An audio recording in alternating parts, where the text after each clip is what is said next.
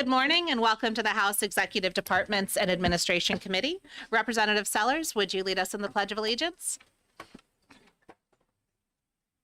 Allegiance to the flag of the United States of America and to the republic for which it stands, one nation, under God, indivisible, with liberty and justice for all. Thank you. This committee had 60 bills assigned to it, 11 of which must be reported out by next week. By the end of the day, we'll have one left. Actually, you know what? I don't need to bore all of you with that since you were here. We will give the prime sponsor of the bills the time they need to introduce the bill and then limit remarks to 3 minutes. Make sure that the red light on the microphone is on, state your name and begin. If the timer goes off, please finish your sentence and end. If you're willing, committee members may ask you questions to learn more about the information that you are here to provide. If you had written testimony, we would appreciate if you can give Representative Sytek, the committee clerk, a copy for the record. With that, I open the hearing on House Bill 1395 relative to the annual proclamation of New Hampshire Day at the Big E, and welcome Representative Dry to introduce her bill. Thank you, Madam Chairman, and good morning, committee. For the record, I'm Representative Margaret Dry. I represent Sullivan District 7, Charlestown, Newport, Unity, Plainfield, and Cornish. And I'm also the chairman of the trustees of the Eastern States Exposition, the Big E.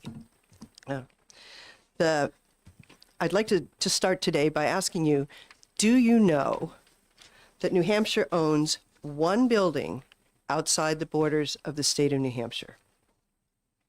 And that building is the New Hampshire building on the Avenue of the States at the Eastern States Exposition, known as the Big E, in West Springfield, Massachusetts. The Big E takes place for 17 days in September. It's the fourth largest fair on the continent. It's governed by a board of directors and trustees from all 6 New England states. I'm the chairman of the New Hampshire trustees. Governor Ayotte is an ex officio trustee. The Big E is very important to New Hampshire. It showcases New Hampshire businesses, tourism, and agriculture to a 17-day audience that is larger than the population of our state. Some of the organizations and groups that come down, 4-H, Future Farmers of America, the Department of Agriculture, and Granite State Ambassadors. On New Hampshire Day, which is the third Friday after Labor Day, you'll see the state police in front of our building mingling with the crowd and be entertained by New Hampshire artists the whole day inside the building and out. So why are we asking for an annual proclamation of New Hampshire Day? 4 reasons. 1, it is fitting. Our governor is a trustee of the governing body of the fair. 2, it has no fiscal note. It costs us nothing to pass this bill. 3, it is a remembrance of history. New Hampshire's role in the Big E goes all the way back to its founding, which was more than 100 years ago. And also, it is fitting for this time because the New Hampshire building is going to be 100 years old in 2030. Steve Taylor, former Commissioner of Agriculture for 25 years, wanted to be here but wasn't able to, so he sent his testimony, which talks about his days being a young 4-H'er at the Big E, all the way through his career as a Commissioner of Agriculture there, and he supports this bill. So I want to leave you with one thought. Massachusetts already recognizes New Hampshire Day at the Big E. We can't let them be the only ones who do that. Thank you, and I will be happy to take any questions. Thank you very much for your testimony. Representative Pearson, do you have a question? I do. How'd you guess? All right, so a couple things. The first one being, does the governor, subsequent governors, haven't they not issued proclamations going back for the very thing you're asking for? No. No. No. It's not in the list of proclamations that the governor has to do. No, I don't mean have to, but they do proclamations for all things they don't, a lot of kinds of things they don't have to do. So I thank you for the question. Are you asking me that? Yeah, historically they've done that. Not to my knowledge. There is the chairman of the Eastern States Exposition here, and he can maybe answer that question. Okay, thank you. Thank you. Are there other questions from the committee? Representative Grota and then Representative Sitek. Thank you. So Governor Ayotte, as being an ex officio member, did she have a proclamation this past September? Thank you for asking. No, she did not. Representative Sitek.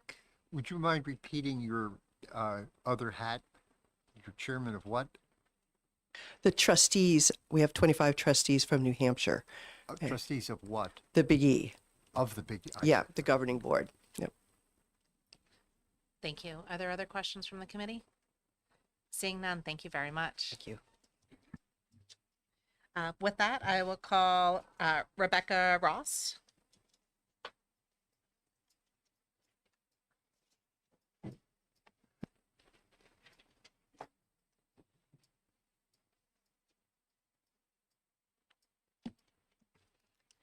Good morning, Madam Chair, members of the committee. Thank you for the opportunity to be here this morning. For the record, my name is Rebecca Ross. I'm the Director of Agricultural Development at the Department of Agriculture, Markets, and Food. Statutorily, part of my role is to manage the New Hampshire building, which, as Representative Dry mentioned, is the only property with a physical structure that we own outside of the state of New Hampshire.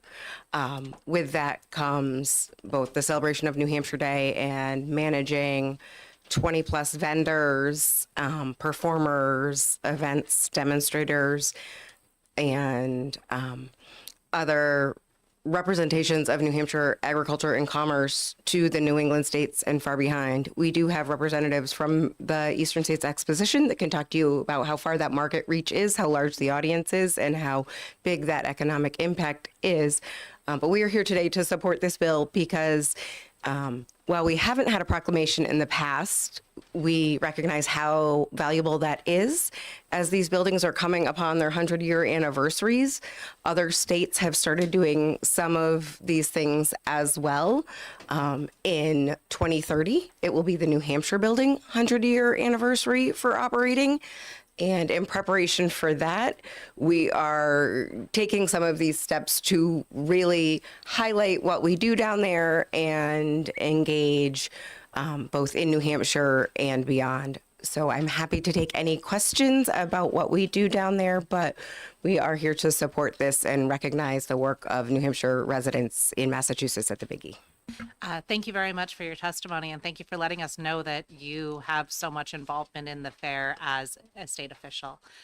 This definitely seems, and you stated that there hasn't been a proclamation. Has it been recently, or have there never been proclamations from the state in your awareness? I'm not aware of any based on the records that I have. It may very well have been 20, 30 years ago, but certainly there was nothing that I inherited that represented that, nor did we ask. This really is in preparation for larger celebrations, and as the Big E evolves and New Hampshire's participation evolves, we're thinking about what we can do to highlight the work we do down there. Thank you. Are there other questions from the committee? Representative Grota? So basically, this is a state expense to manage this building and to upkeep it. Is that right? It is state property and there are state expenses. However, part of our role is to rent out the vendor space and work with partners in the community. And we work with the nonprofit Champions of New Hampshire Farms that was established for the purpose of supporting the building.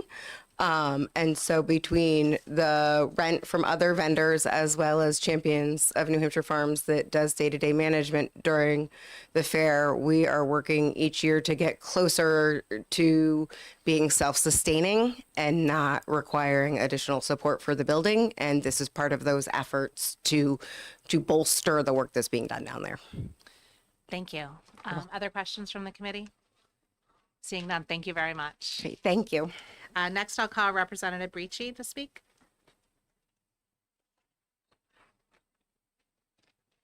Oops, sorry. That's all right. Thank you. For the record, my name is Tracy Bricky. I represent Pennacook, Merrimack, District 15. I am a co-sponsor of the bill. I am here to speak in favor of the bill, and I hope that you will pass it along to the House. It's the Big E is just a fabulous event, and I see this as just more publicity for New Hampshire. This is, it's not going to cost us anything more, so I really and truly believe that this is what we need to do, and I believe that even if it hasn't happened in the past, maybe it's because Margaret didn't have it. Margaret didn't ask for it. And now that she's the chair, she knows what needs to be done to really publicize things and get things. This is great for New Hampshire. I don't know how many of you have ever been to the Big E, but it's just wonderful. And so I don't have anything else to say. Thank you. Are there questions from the committee? No, Representative Pearson. I have one. Up until this exact moment, I've never heard of this. So That's too bad. my question is, if you happen to know, where is this? Is this advertised? Is it marketed? What is there? Is there a fella in the room here that can tell us this? Yes, Yeah, yes, okay, there is. Gotcha. Not me, but I mean, I've seen it advertised, but I recognize could the just head be- nods on that. So yeah. I've seen it advertised, but it could just be because that's my algorithm, but so thank you. Thank you very much. Next, I'll call up Douglas Johnson, please. Oh, sorry, wrong bill. My apologies. It was the wrong pile. Eugene Cassidy, please. Another biggie. Yes. Yes, please. Good morning. I am Gene Cassidy. I am the president and CEO of the Eastern States Exposition, and I cannot tell you how happy, excited I am to be before this group of people. Thank you for having me, and thank Margaret for spearheading this initiative. The Eastern States Exposition was chartered in 1914. We've been open since 1916. The founder of the Eastern States Exposition was a man named Joshua Loring Brooks. And Mr. Brooks was an industrialist, gentleman farmer, who saw at the turn of the last century a tremendous decline in the agricultural output of the Northeast, the eastern states, New England in particular. What he did was he hatched a concept where he accumulated 25 trustees from each of 5 New England states and 40 from the Commonwealth of Massachusetts, the host state. So there are 165 voting trustees who run and are responsible for the leadership of the organization that I am so privileged to represent to you today. So 25 people from New Hampshire are part of our board. Margaret has spent some time on the board of directors as chairman from New Hampshire, and I appreciate her effort today. This is exciting because in my hand I have a bill from this very court dated March of 1929, which authorized, this is the enabling legislation authorizing the state to build the state building that opened in 1930 on the fairgrounds. Now, the purpose of the Eastern States is to, and on this document for the building, is to propagate industry, agriculture, education, the land-grant colleges from throughout New England, and tourism. And tourism wasn't something that was necessarily talked about 100 years ago, but it's part of our charter at the Eastern States. So our job, my job as the head of the organization, is to drive the economies of the states of New England. And we do a really good job of that. Our economic impact on our New England states is $1.2 billion. And I'll have Representative Dry pass some paperwork out to you folks who are interested subsequently, which identifies that number. So we have an impact on your economy. My job, which I take very seriously, is to drive the agricultural economies and markets for the next generation of agriculturalists. And we do a fine job of that. You'll find at the Eastern States that there are 28 states in the United States represented in agriculture, 18 FFA states Do you I'm mind? going to let you just continue. Oh, thank you. Sorry, I I'm should have very turned that one grateful. off for I'm you. an Irishman, and I tend to be long-winded. Margaret knows. She spent a lot of time at my board table, and Cynthia as well. So we drive ag markets so that the next generation can see a pathway towards staying on the farm. And the most sort of emotionally rewarding part of my job is interacting with parents and grandparents who credit the eastern states with their family's ability to stay in agriculture. So that's something that we take extremely seriously. And the fact that your building is on our grounds, very unique. There is only, it happens that there is only one state that actually owns property within the there are very few instances where a state owns deeded property within the boundaries of another state. It happens that New Hampshire actually owns property in 2 states. They own a part of a forest, which is in Vermont. It's a very small section of land. If you didn't know that, it's a trivial question for you. But otherwise, they also own the property in West Springfield, as do the other New England states owning property on the fairgrounds at the Eastern States Exposition.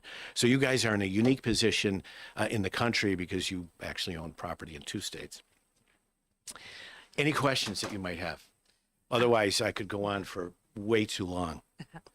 Thank you. Representative Sitek? Does the state pay property tax to Massachusetts? They do not. They do not. Representative Pearson? Thank you. And alluding to the question I asked just a minute ago about, since I've never heard of this until right now, how is this marketed, or how do you get the word out that this exists? Because the Deerfield Fair is killing it when it comes to marketing. So I'm just wondering how you guys So are doing it. I'm crushed to hear that you don't know about the Eastern States, and I take that very seriously. But our advertising budget for the fair is nearly $1 million, and we do have advertising. Actually, there's a gentleman named Wayne Mann from New Hampshire who he was the chairman of our New Hampshire group several years ago, but he actually had a sustained effort on our behalf where we would rent the box trailers, and on the highway, the Eastern States would be advertised up here in New Hampshire. But we do buy quite a lot of advertising, newspaper, radio, and television, and I am stunned that it hasn't hit you. I'm just willing to admit that. There may be others. Sorry. I did not mean to have that going as well. I need to be better on this timer phone management. I'm willing to admit that I had never heard of it before I heard this bill filed as well. Thank you for bringing this information to us. Well, and thank you. And is it correct to say that this is something that's promoting not just agriculture, but family farms to continue for future generations? That's exactly right, Rep. We promote the American way of life. And our mission statement, if you'll indulge me, the Eastern States Exposition is a not-for-profit corporation committed to excellence in providing year-round opportunities for the development and promotion of agriculture, education, industry, and family entertainment while preserving our New England heritage. We are called in our charter to drive ag markets. We focus a great deal on that.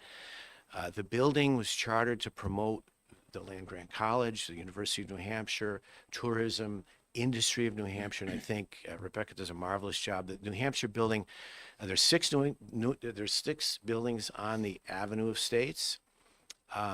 Vermont, I hate to say it in this room, but Vermont always comes in number 1. They have that whole maple thing going, and everybody votes for Vermont. But New Hampshire and Maine will stay. They go from number 2 to number 3. Massachusetts is not on the list unless it lands at number 5, and Rhode Island is always number 6. So you guys have a very popular building, and I hope it drives industries.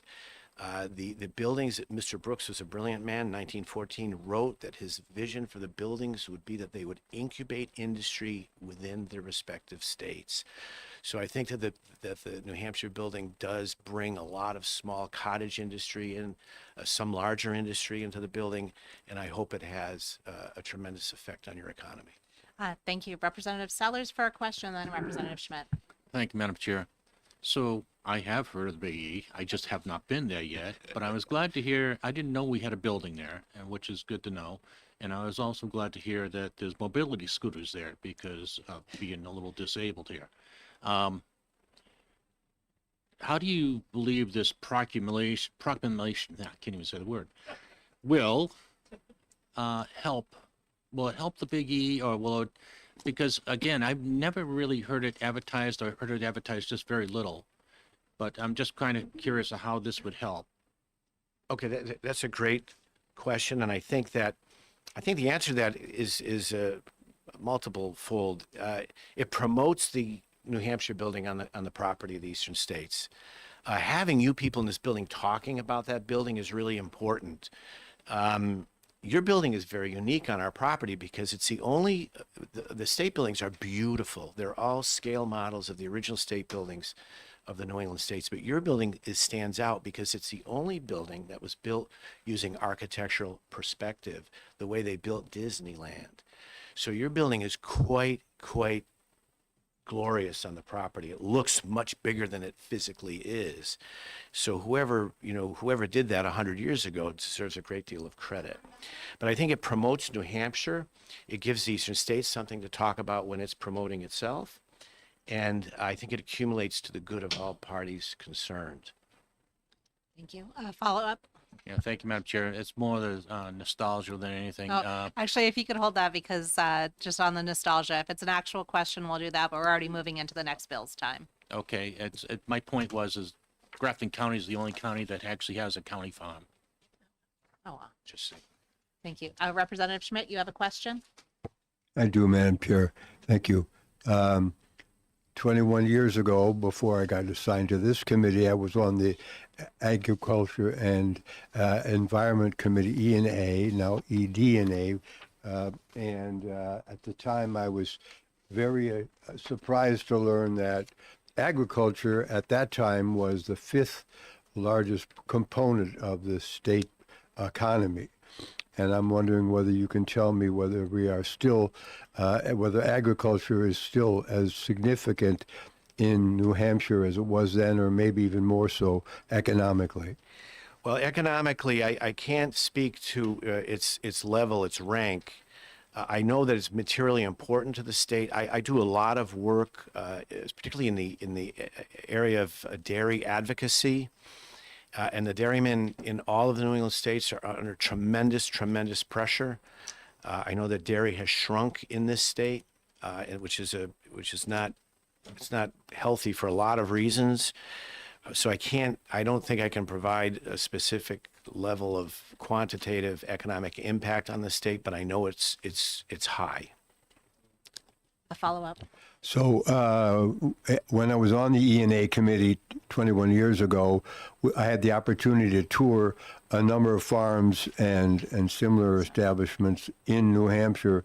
And at the time, the effort was paying off in New Hampshire because agriculture was coming back and expanding its reach with regard to the types of farms that we had, and a lot of young people were getting into farming. So can you speak to that aspect in terms of its involvement at the Big E? Well, I appreciate that, Representative Schmidt. That is our focus. We have tremendous input and activity with FFA. We are the biggest gathering spot for FFA in the United States, aside from their annual meeting. We have 4-H'ers from 18 states that participate. So our responsibility in promulgating agriculture starts with youth. As I mentioned, the most rewarding part of my job is hearing from the parents who tell me that the Eastern States is effective at that. And thankfully, I get to hear that a great deal. So based on that, I think we're having a very positive impact. Thank you. Seeing no other questions, thank you very much for that Thank you so information. much. And I'll call Cynthia Westover to speak on this bill.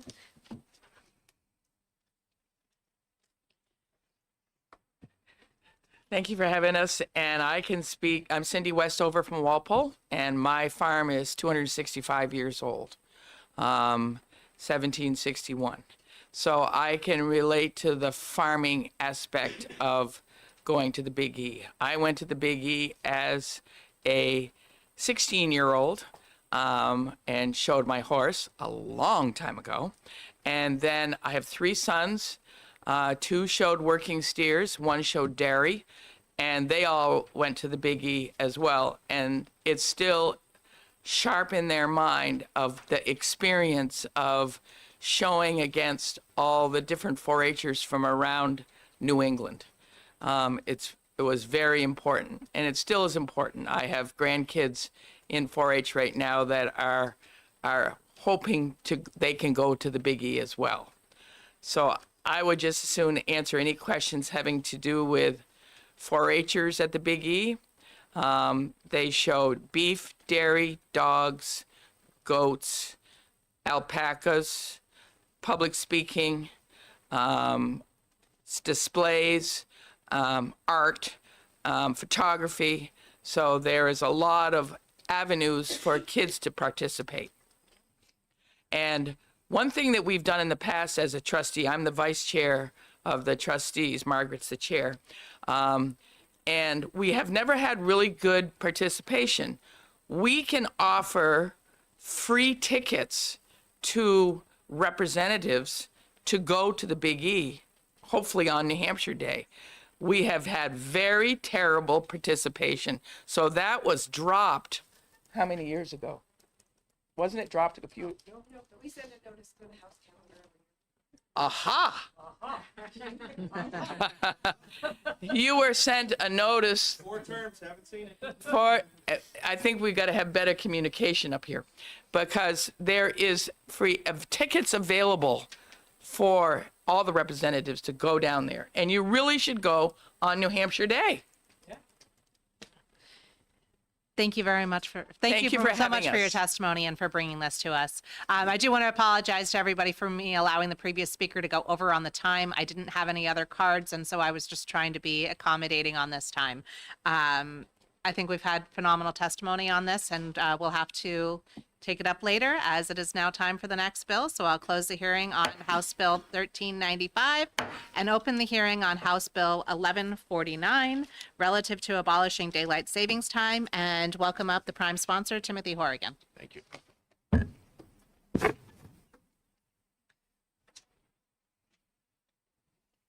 Thank you. And as we're waiting for that, I know this was a great conversation about agriculture and fairs, but we were kind of slipping on the decorum. Let's keep this more on a professional level where we're talking back and forth and answering questions, as much fun as it is. No, I'm not looking at you. But let's just make sure that we're handling this all in the correct way, as much fun as we are having. Thank you. If you slide the bottom piece off on that, it'll open up better. Oh, okay. Thank you. Yes, I always avoid. Oh, okay.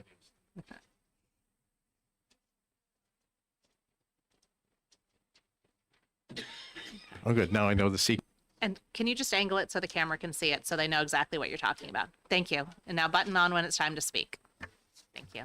All right. Thank you. I'm Representative Timothy Horrigan from Stratford County District 10, which is the town of Durham, and I'm speaking to HB 1149. And we're only 10 minutes behind schedule, so it's 10:30 Eastern Standard Time here in Concord. So, well, I guess first of all, before I get to my prepared remarks, I see a gentleman who's from the Scott Spratt, the lobbyist for the New Hampshire broadcasters. I know there's concern about having New Hampshire be on one time zone and neighboring states with overlapping media markets and the time zone. This bill is written so like we don't switch to year-round standard time until the other neighboring states. So our 3 immediately adjoining states and also Rhode Island all have to join in the fun before we would stop having daylight savings time. So I was born on either October 3rd or 4th, 1956 in South Bend, Indiana, which is 75 miles east of Chicago. I ended up having 2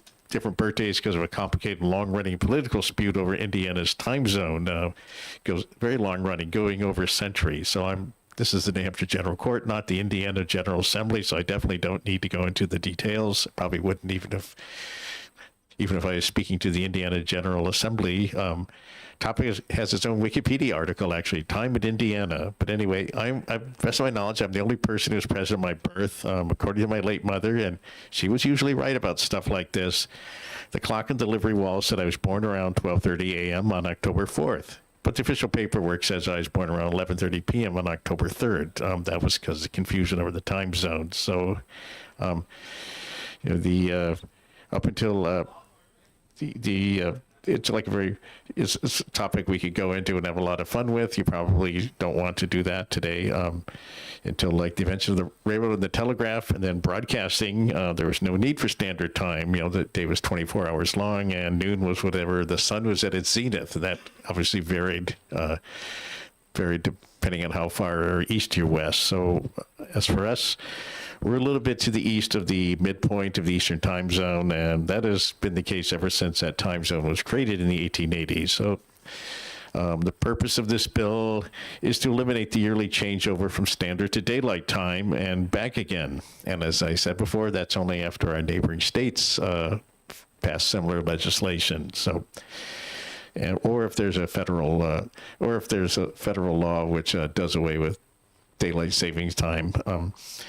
This changeover is unnecessary and confusing. That's enough reason to stop doing it. It also has major health implications. It disrupts sleep schedules. Heart attacks, strokes, accidents, and other life-threatening events happen much more often after the clocks spring forward in March and fall back in November.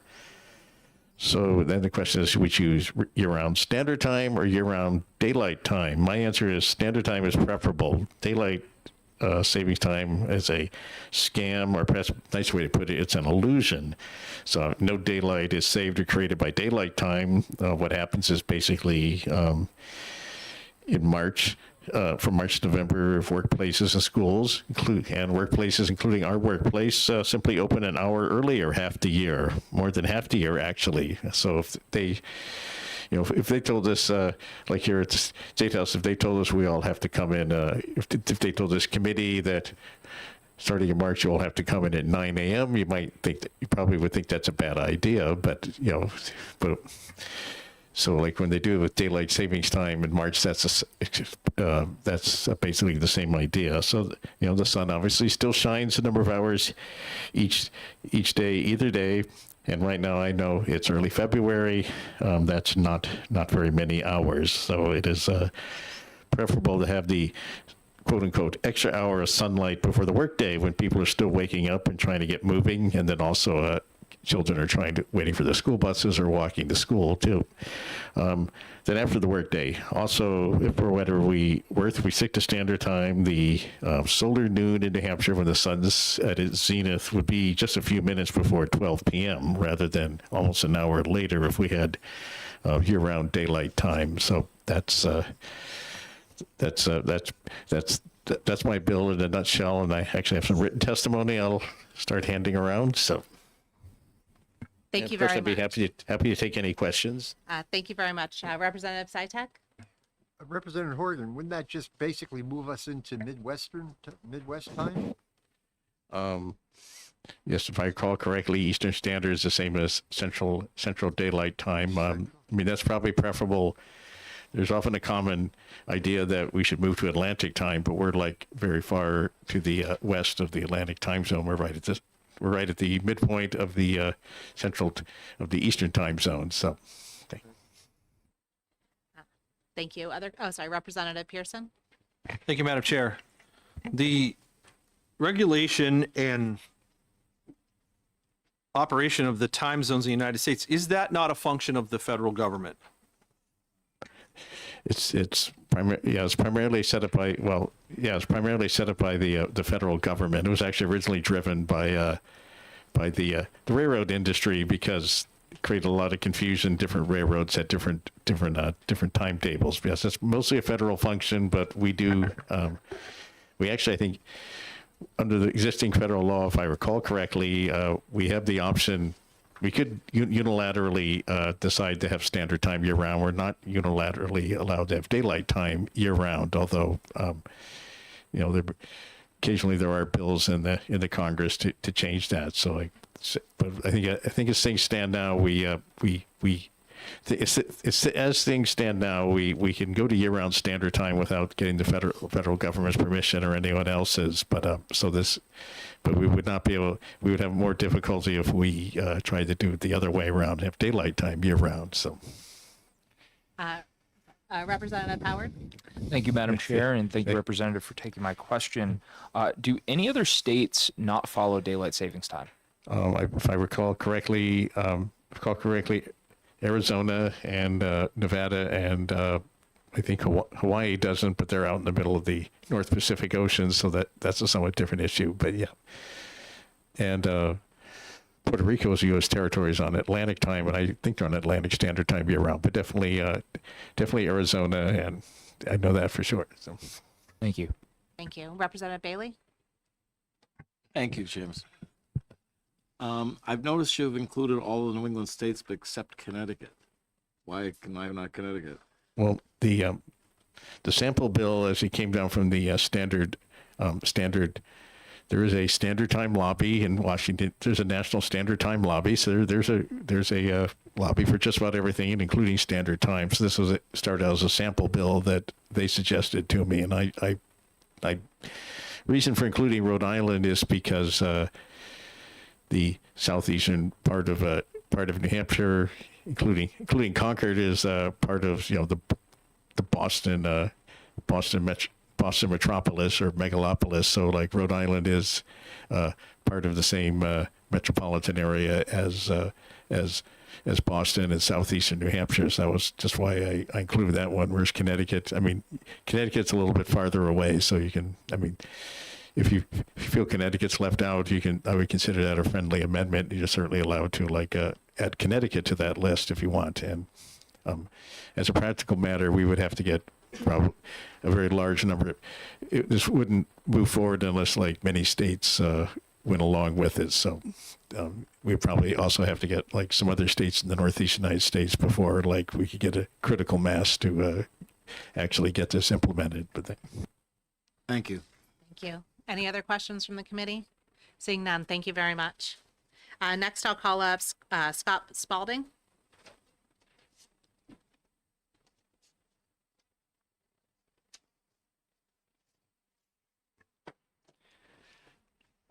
Good morning, Madam Chairwoman and members of the committee. My name is Scott Spradling. I am the representative of the New Hampshire Association of Broadcasters. And just very briefly, and I can pass around a letter that's coming from our executive director expressing some concerns about the bill. With regard to our concerns, we're really worried about the impact on commerce. As you can imagine, in the broadcast industry, we operate on the clock hour, and adjustments even to the ones made with the recommendation of this particular bill could create some real problems, because in our ownership network of local broadcasters and local radio and TV, we are just as connected to Connecticut and New York as we are to the New England states. So we have some real concerns about what this would do to shifting, having to deal with a number of standard broadcasts that are put across a network of radio stations. The advertising clock calendars could create some real turmoil for us. We're really worried about the impact of commerce if we did this in a state-by-state method. I also think it's important to note, and I won't belabor the point because it's in Tracy Caruso's letter, but if you're going to work with other states, you should probably work with other states. And there's been no effort to do that through the course of this bill. If you did your legwork on what other states are doing right now, 2 of the states that are named in this particular bill aren't even taking up this conversation in current legislative sessions. Others are talking about different variations of this conversation, such as moving to the Atlantic time zone, which is a completely different conversation than this one. It all sort of leads back to what Representative Pearson said a minute ago. ago, this really is the purview of the federal government. In order to do it with the least impact possible, it makes the most sense to do this in Washington, D.C., and not try to do this piecemeal state by state. There are conversations happening in multiple states. There are conversations happening in the federal government. The NHAB is not against doing away with this. I think we all have the same concerns that Representative Horgan brought up in terms of impact on health and impact on well-being. Yeah, we're on board with that. But we're just saying there's a process by which this should be done. And it really does and needs to involve the federal government, because it needs to be the entire Eastern Seaboard making this decision and moving together and not disrupting commerce. And with that, I'd be happy to take questions, and I can pass out the letter. Thank you. You're very My welcome. question for you is, when we were talking about Connecticut, my thought was how linked it is with New York. Yeah. If both Connecticut and New York were included in this, so that this large moving block of the areas of both New York City and Boston Mm-hmm. were included, which would create a critical mass for the rest of the Eastern Seaboard. Yes, ma'am. Would your organization be in favor when that is that whole group, also including New York and Connecticut in this language? Yes, if the Northeast was working all together, it would be a much easier exercise for those of us at the local broadcasting level here in New Hampshire. You bet. Okay, thank you. Other questions from the committee? Representative Sellers? Thank you, Madam Chair. So if we include New York, are we talking like the eastern part of New York? Or are we talking all of New York? Whole state. Thank you. Thank you. Representative Schmidt? Thank you, Madam Chair. So we have a bill like this every year, as you know. Yes, sir. And so those of us who've been on this committee for a while know that the argument for continuing with the annual switcheroo is a perennial one, and the health aspect that you referenced and several other negative aspects of the current situation are well known to many of us, and most of us despise the annual switch. So is your organization, because you are a regional entity, is your organization actively working to get rid of the annual switch? No, that's not our purview. We're not working on that. Like I said before, Representative Schmidt, we believe this is a federal legislative conversation. We've had these conversations with members of our congressional delegation to encourage them to take up the conversation and move it forward. So we have talked to the congressional delegation. We feel like that's the most appropriate pathway. Well, I would agree with you, but the point is you have spoken, and We have. you are advocating for a change of the current situation. We're not advocating for it, but we're not against it if it's done the right way without damaging and doing it in a piecemeal method. And I would also say to Representative Sellers' question, it starts getting really tricky if you're trying to call these shots from Concord, New Hampshire, when you're asking about like the impact of the full state of New York. We don't know what New York State is doing, but you've got Pennsylvania immediately to the south, rest of the eastern seaboards. It starts getting really messy when you're trying to do it from a local perspective, as badly as folks might want to do away with it. I mean, we all struggle through fallback. We all struggle through spring forward.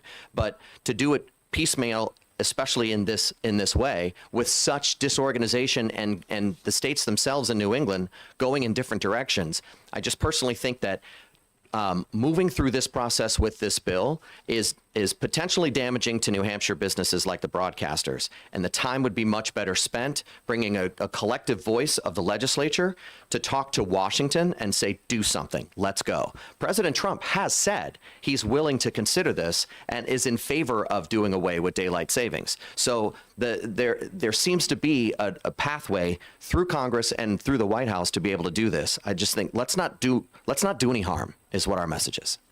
I think your perspective is that a very question? helpful, so Is please this a continue to question? do so. Thank you, sir.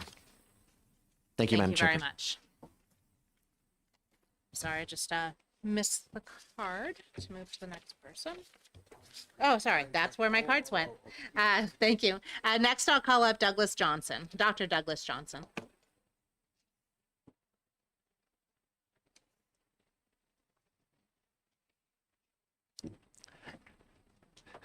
Hello, thank you for having me. I'm a pulmonary and sleep physician, and So could you introduce your name on camera? yeah, Dr. Douglas Johnson, pulmonary and sleep physician, here mainly to talk about the health impact the adverse health impact of the daylight savings time. There's some impact just when there's the time change, but many people are not aware that just having the daylight savings period puts people out of sync with your circadian rhythm, leads to a lot of adverse health effects, affects people's education, their learning, businesses, which is one of the main reasons why numerous medical associations have endorsed abolishing daylight savings time and instead having year-round standard time.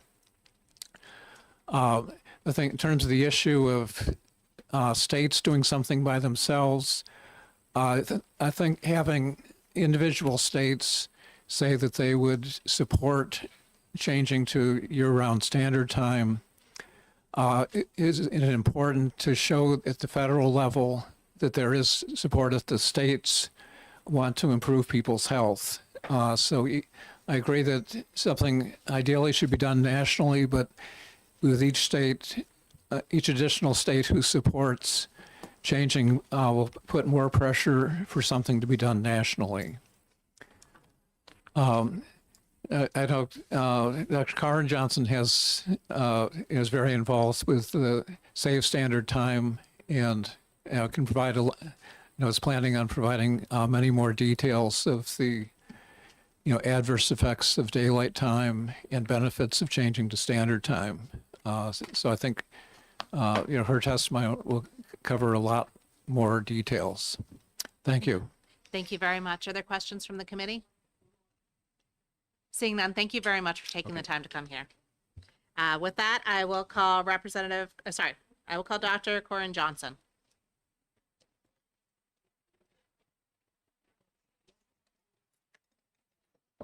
Thank you, Madam Chair, Committee. I'm Dr. Karen Johnson. I'm a professor of neurology, a practicing sleep medicine specialist in Springfield, Massachusetts.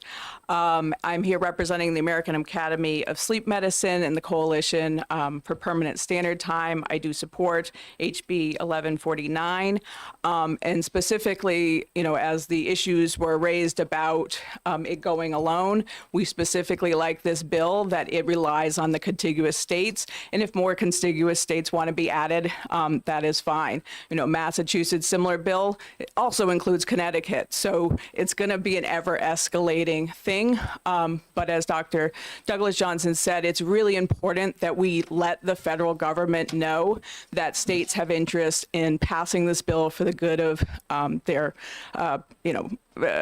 people, for the good of their economy, for the good of their children, because right now, there have been quite a few states that have passed bills saying if the federal government allows, they will go to permanent daylight savings time. And until we get states saying the same thing, that we want there to be standard time, we're just not going to see federal action.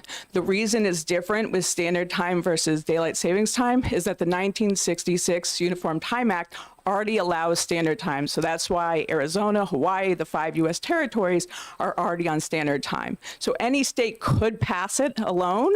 And so that scared states that it would go one by one. And, and we don't want that, especially up here in New England. It would affect broadcasting and other economic things. So we really do want it to be the whole country going together. And so again, as many states you want to add on, if you want to say we won't go until the whole country goes, that would be fine. But we want there to be saying we want this is good for the people. So the reason we really want permanent standard time is standard time has the ability to naturally reduce chronic diseases, mental health disorders, and especially in our children and our teenagers. Our kids have a naturally delayed schedule, which is why when you make them get up an hour earlier for school, they have more health issues. This also affects any adults that have early work start times. If you are starting work before 8:30 in the morning, you are more likely to lose sleep, you're more likely to be off sync with your circadian rhythms, and this leads to higher risks of things like heart disease, strokes, depression, suicides. The list goes on and on. Every time we do a study, we find more outcomes that are associated with this. History also supports that year-round standard time is best, and that permanent daylight savings time won't work. Twice before, the United States has tried permanent daylight savings time. The last time in 1974, it lasted less than a year and had to be abolished because it was so unpopular. There are risks. And if you could just wrap that up. Okay. Yeah, there are risks, again, not only to the short-term changes, but, to long-term permanent daylight savings time. And permanent standard time is really the naturally healthy choice with multiple long-term benefits, again, to our physical health, our mental health, our safety, reducing exercises, and good for our overall economy by improving productivity and workforce safety and performance. Thank you very much. Are there questions from the committee? Thank you. I have one question for you. Yeah. As you said, you're a neurologist. Does a good sleep make healthy mitochondria, which makes our whole body healthier? It's not only getting enough sleep, but appropriately circadian aligned sleep that aligns with the sun is really important. So even if you're getting enough sleep, if you have misaligned sleep, we see that it affects all aspects of our health. Thank you. Any other questions from the committee? Seeing none, thank you very much. Thank you. And seeing nobody else here to testify on House Bill 1149, I will close that hearing. And loud enough for the hall. I'll open the hearing on House Bill 1390, designating the apple cider donut the official donut of the state of New Hampshire. And I will welcome up the prime sponsor, Representative Tularski.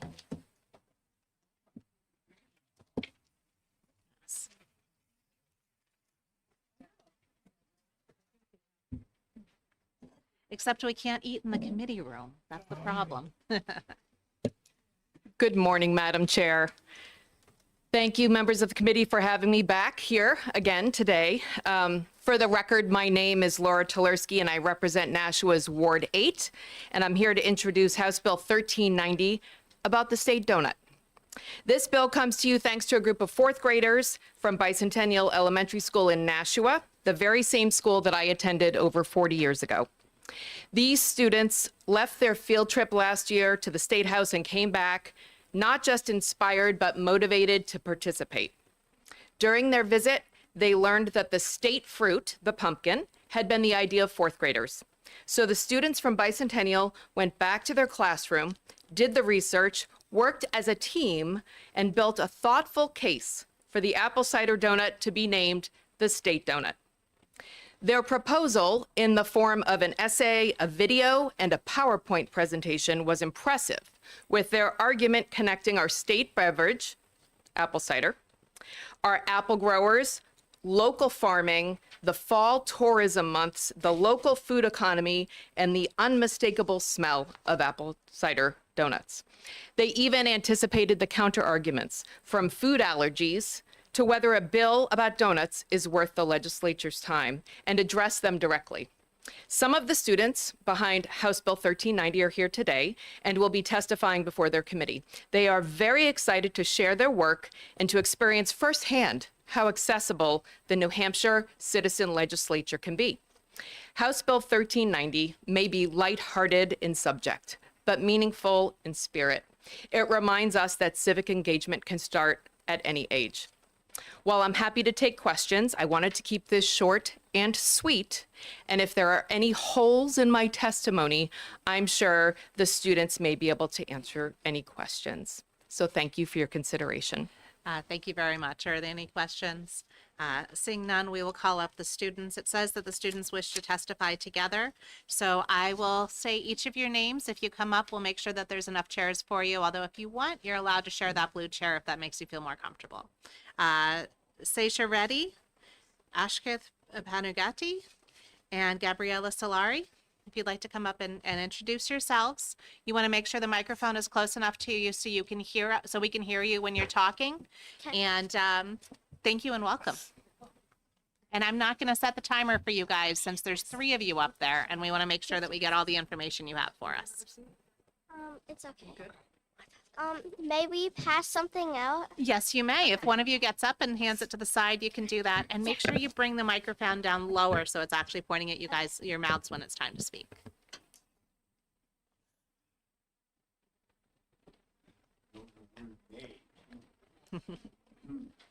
Thank you. Good morning. My name is Gabriella Solari. My name is Saisha Reddy. And my name is Akshay Pandaganti. The three of us are students at Bicentennial Elementary School in Nashua. We are fifth graders right now, but all three of us were in the same fourth grade class last year. We are here together again to tell you about a sweet idea we came up with in the fourth grade while we were learning about state government. It all started when our class took a field trip to the State House. We learned that in the past, students have come up with ideas for some of New Hampshire's state symbols, such as the pumpkin, our state fruit, the Chinook, our state dog, and apple cider, New Hampshire state beverage. When we heard this, we were inspired. As a group, we decided to take on the challenges of finding a new state symbol for New Hampshire. After some research, our class decided on a state donut. That's the apple cider donut to be exact. Everybody loves these yummy treats that are made and sold here in New Hampshire. We had already learned about the bill to law process, so we knew achieving our goal would require a lot of work. We would have to convince our leaders to agree with us by providing evidence. This will require a lot of teamwork. We worked together to research New Hampshire's connection to the apple cider donut and how it will make a positive impact on our state as a new official symbol. On behalf of our entire team, the three of us would like to present our findings for your consideration. First, this will be positive for New Hampshire's farms and bakeries. Apples are a main ingredient in apple cider donuts. According to our research, there are 228 apple orchards in our state. Many of these orchards sell apple cider donuts. One of our local orchards is Brookdale Farm in Hollis. People visit places like Brookdale to buy cider, donuts, and other New Hampshire-made products. Imagine if New Hampshire's farms and bakeries can sell an official state donut. They would make even more money and attract more customers by advertising their apple cider donut as New Hampshire's official state donut, especially in the fall when tourism's very high. Next, there's a strong connection between apple cider donuts and New Hampshire's official state beverage, which is apple cider. If apple cider is already our state beverage, it makes perfect sense to name the apple cider donut New Hampshire State Donut. Students in Jaffrey came up with the idea for our state beverage in 2010. Apple cider has strong ties to our state's history. Here's a fun fact. The early settlers actually drank apple cider more often than water. We have a question for you. What makes New Hampshire a special place? Our state is known for its beautiful scenery and nature. The people of New Hampshire are independent and friendly. But we want to create another way for New Hampshire to stand out. According to our research, there are only 2 states that have an official state donut. Massachusetts has the Boston Cream Donut and Louisiana has the beignet. We are sure this information doesn't surprise you because people always think of those states when they eat those donuts. Let's make people think of New Hampshire every time they eat an apple cider donut. Lastly, we want to leave you with this thought. Apple cider donuts are delicious and they make people happy. We truly believe that the designation of the apple cider donut as New Hampshire's official state donut will spread joys and smiles throughout New Hampshire. We have prepared an informative packet for you to review. It includes a pamphlet, essays, and a petition of support signed by members of our Bicentennial School community. Thank you for your time and we hope we have earned your support. Thank you. Thank you very much. Are there questions from the committee? Representative Slotching? Thank you, Madam Chair, and thank you for your testimony. It was quite informative, and I have a question for you. Do you know if any other states have claimed the apple cider donut, or is New Hampshire facing an incredible opportunity here in jumping on the apple cider donut specifically?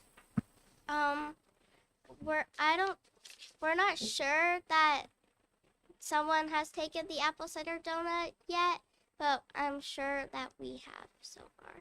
Thank you. Probably only us, yeah. Thank you for your question, yeah. Are there other questions? Sorry, Representative Howard. Thank you, Madam Chair, and thank you for coming today and taking my question. I really appreciate you all being here. So my question for you is, where have you found your best apple cider donuts? I think like we have Lowell Farms, because it's like probably the closest farm we would go to. So that's normally where we would go. Thank you for your question. Thank you, and I appreciate the recommendation. Thank you. I have a question about how you decided on the apple cider donut, because I know that when people visit, I always make sure that they get a maple glazed donut, because to me that feels really, really New Hampshire. And so I was wondering if you considered whether there were other donuts that might also represent our state well. If you didn't, that's all right too. Thank you. So I guess was that something that you considered, or if not, that's also perfectly fine to tell us that you were focused on the apple cider vinegar. Apple cider vinegar Yeah, we were donut. focused on the apple cider donut. Yeah, that's what we first thought of when we thought of our bill. Thank you. Representative DeVries has a question for you too. Compliments on the professionalism of your presentation. I'm curious, how many apple cider donuts are appropriate to eat in one sitting? I think most likely like 2. Two? Yeah, I recommend 2. Okay. Because then maybe Thank if you you for have the too much. question. Are you with 2 as well? Yeah, we're all Okay. Thank you. Thank you. You did a wonderful job, and I really, really appreciate the work that your class has put into this. We're not supposed to clap, but let's do it. We'll break decorum for you. We really, really appreciate it. We're going to look at all the information that you submitted, read through the testimony, look at all of this, and decide what we're going to do when we vote on this bill at a later date. Just so you know, sometimes there's really good bills that come before us that take some time before they get adopted by the legislature. So not everything always gets passed the first time we see it, but you did a phenomenal job, and I really want to thank you, all of your classmates, and everybody who helped you in this. Thank you. Thank you. And is there anybody else here to testify on this bill? Seeing none, with that, we will close the hearing on House Bill 1390 and thank both the prime sponsor and the students who worked so hard on this bill.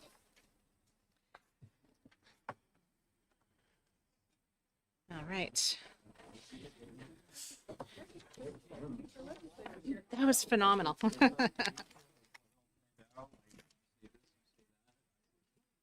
There we go. Okay. Oops, I should keep one for myself. Okay. Okay. Okay. Okay. Okay. Well, that's what I'm saying.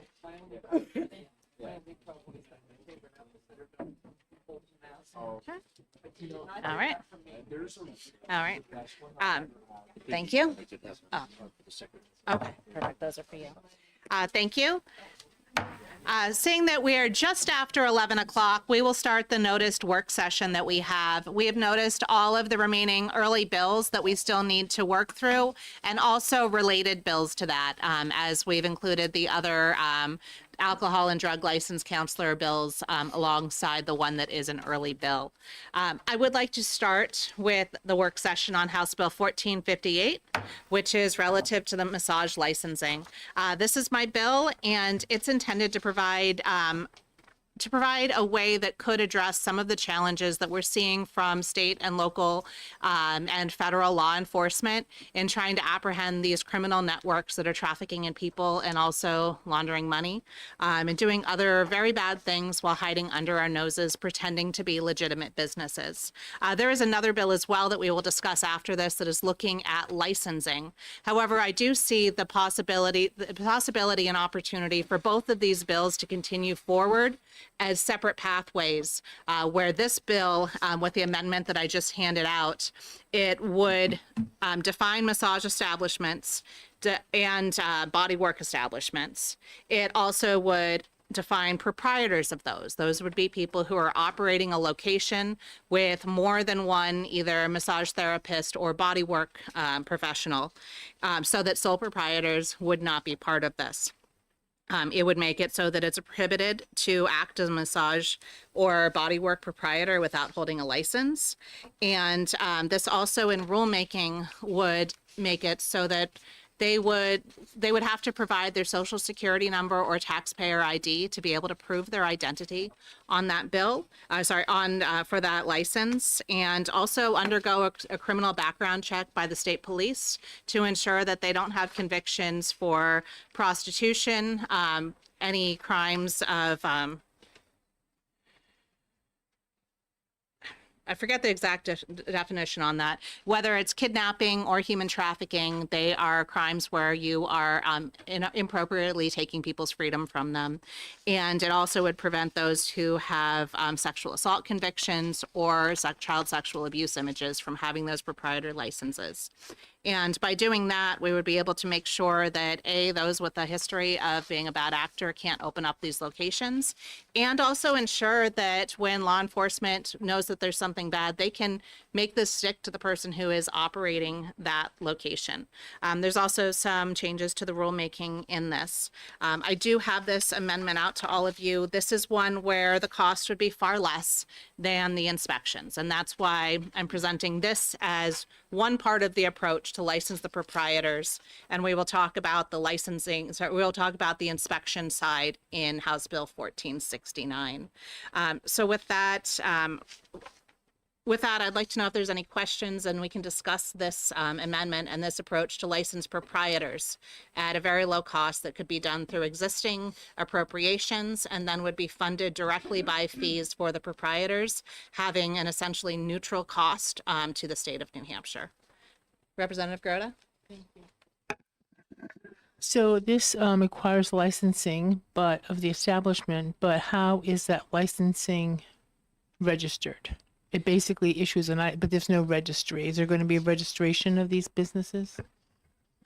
All right, sorry, I'm trying to figure out exactly what the question. There was not any registry of the businesses in either bill is introduced. This would have licenses through OPLC, and through the standard process where you can look up a licensee, you would be able to look up the establishment proprietor license through the existing process. Did that answer your question or no? I'm not sure. I have to think about that. I'm just referring to, if I may, referring to a bill that was brought forth from this committee, maybe 2-3 years ago, about registration and of establishments that were providing nurses, traveling nurses, and because it had such a detrimental effect on local hospitals versus nursing homes versus clinics, we asked that OPLC have a registry of these businesses so that we would at least know who was operating in the state, and put in some regulations so that, for example, hospitals couldn't, if a nurse was committed to a nursing home, for example, a hospital couldn't come in and overbid her time if her time had already been committed. So I just want to make sure that if there is a licensing requirement, there's some way of looking these things up in OPLC. Thank you for that question. The idea of having a specific registry of all locations, would that include the sole proprietors or only these multi-professional establishments? Well, it depends on what you mean by multi. Is multi more than one? Multi is more than one massage or bodywork professional operating in a location. So it would be just those individuals that are licensed. So if a sole proprietor, I also think that we need to make sure that the definition of sole proprietor is consistent with what OPLC, I think sole proprietorship in OPLC stands for a business owner. I just want to make sure that we're not, I'm just hoping that we're going to have time to work on this. amendment. Thank you. There's the words sole proprietor do not exist in this legislation. That is in 1469 in the way that that is carved out. This specifically defines either a massage establishment proprietor or a bodywork proprietor being a person operating the establishment at a specific location, including the person responsible for the lease or ownership of the establishment and hiring or contracting with the professionals operating within the establishment. It shall not require them to hold the license for what happens within the business, but does not permit them to perform those practices lawfully by having that proprietor license. Okay. I have a follow-up question. One more follow-up, and then there's a Thank- few other people with questions Right. who wanted to speak. Thanks. So in the work session for these bills, which was mostly 1469, we talked about the fact that in the case of these laws that New Hampshire has regarding sex trafficking, there needs to be a victim in order to prosecute. And so how does this licensing requirement allow inspections or validating them as legitimate businesses? Thank you. In 310.8, the OPLC already has the authority to inspect any licensee in their place of operation, which includes if somebody is operating within their residence as a sole proprietor, OPLC can inspect that area where they do conduct that business. So if they have a massage table in one of their extra rooms, even if they're operating independently, OPLC is able to come in and inspect that, either if you're licensed or if you're practicing unlicensed, and they have a report of that. So that is already an authority of OPLC for any of the licensed professions. This does not have a specific inspection process. That is something that we saw has a pretty significant fiscal note. So moving forward with the inspection process under 1469 and separating that from the ability to have a proprietor license is a way to provide greater transparency and clarity. We had the work session on Monday, and at 1 o'clock, the Commission to Combat Human Trafficking and Illicit Massage Businesses also met. We heard from somebody from Homeland Security Investigations who spoke to the fact that a lot of times they do find money laundering and other things that are happening on the site, but because they don't have an individual that they can tie to that location, and they have crossing documents where one LLC is the home base for another LLC, and you never actually have a verifiable person linked in, they're unable to use the tools that are already available to law enforcement for these crimes that don't require a victim to come testify. They are lacking that tool because they cannot verify the person operating that location. This is a tool in order to allow them to use our existing laws in order to hold the people who are committing these crimes accountable, because today there's no way to really tie somebody to that conduct. And the work session was on both of these bills because they're the same topic. Representative Howard? Thank you, Madam Chair. So when I'm looking at the fiscal note right now for 1458 and 1469, the expenditures for 1458 are relatively the same as 1469. However, there are no appropriations for 1458. I was wondering if you had reached out to the LBA for an updated analysis on your amendment.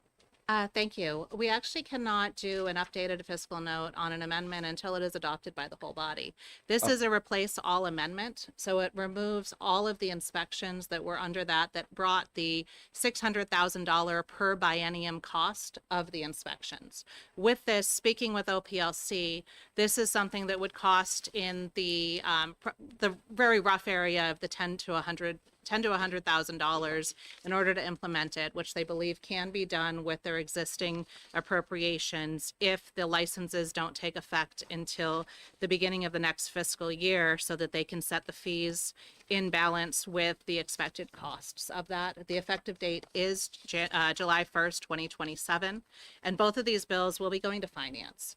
So the way to determine what the cost of the way to get an actual fiscal note, which will be prepared by the same people that we spoke to about the rough estimates, is to move this forward to the floor of the House, vote on it, And then when fiscal can meet, so when finance meets, they will be able to vote, as we did in this committee, to request a fiscal note. And then we'll be able to see. I will tell you right now that if this comes in with a huge fiscal note, I'm not going to proceed on this if this ends up being very, very expensive, because I see this as a process to move forward and get the information we need without costing a lot of money. And so I'd ask that you believe that if this comes in as very expensive, I won't be asking to move forward with this. But I believe with the information that I have that this will be a cost-effective approach. So, Madam Chair, you're partially correct in terms of the official fiscal note, but you can send your amendment to the LBA and they will provide you back with a fiscal analysis. Thank you very much. I spoke with the LBA and they said that the proper process to do this is to have it adopted by the body of the House, because they cannot give an official fiscal information on this. I mean, they would request the fiscal worksheet from the agency, from the department, and OPLC has already stated what the cost that they would be putting into the fiscal worksheet is.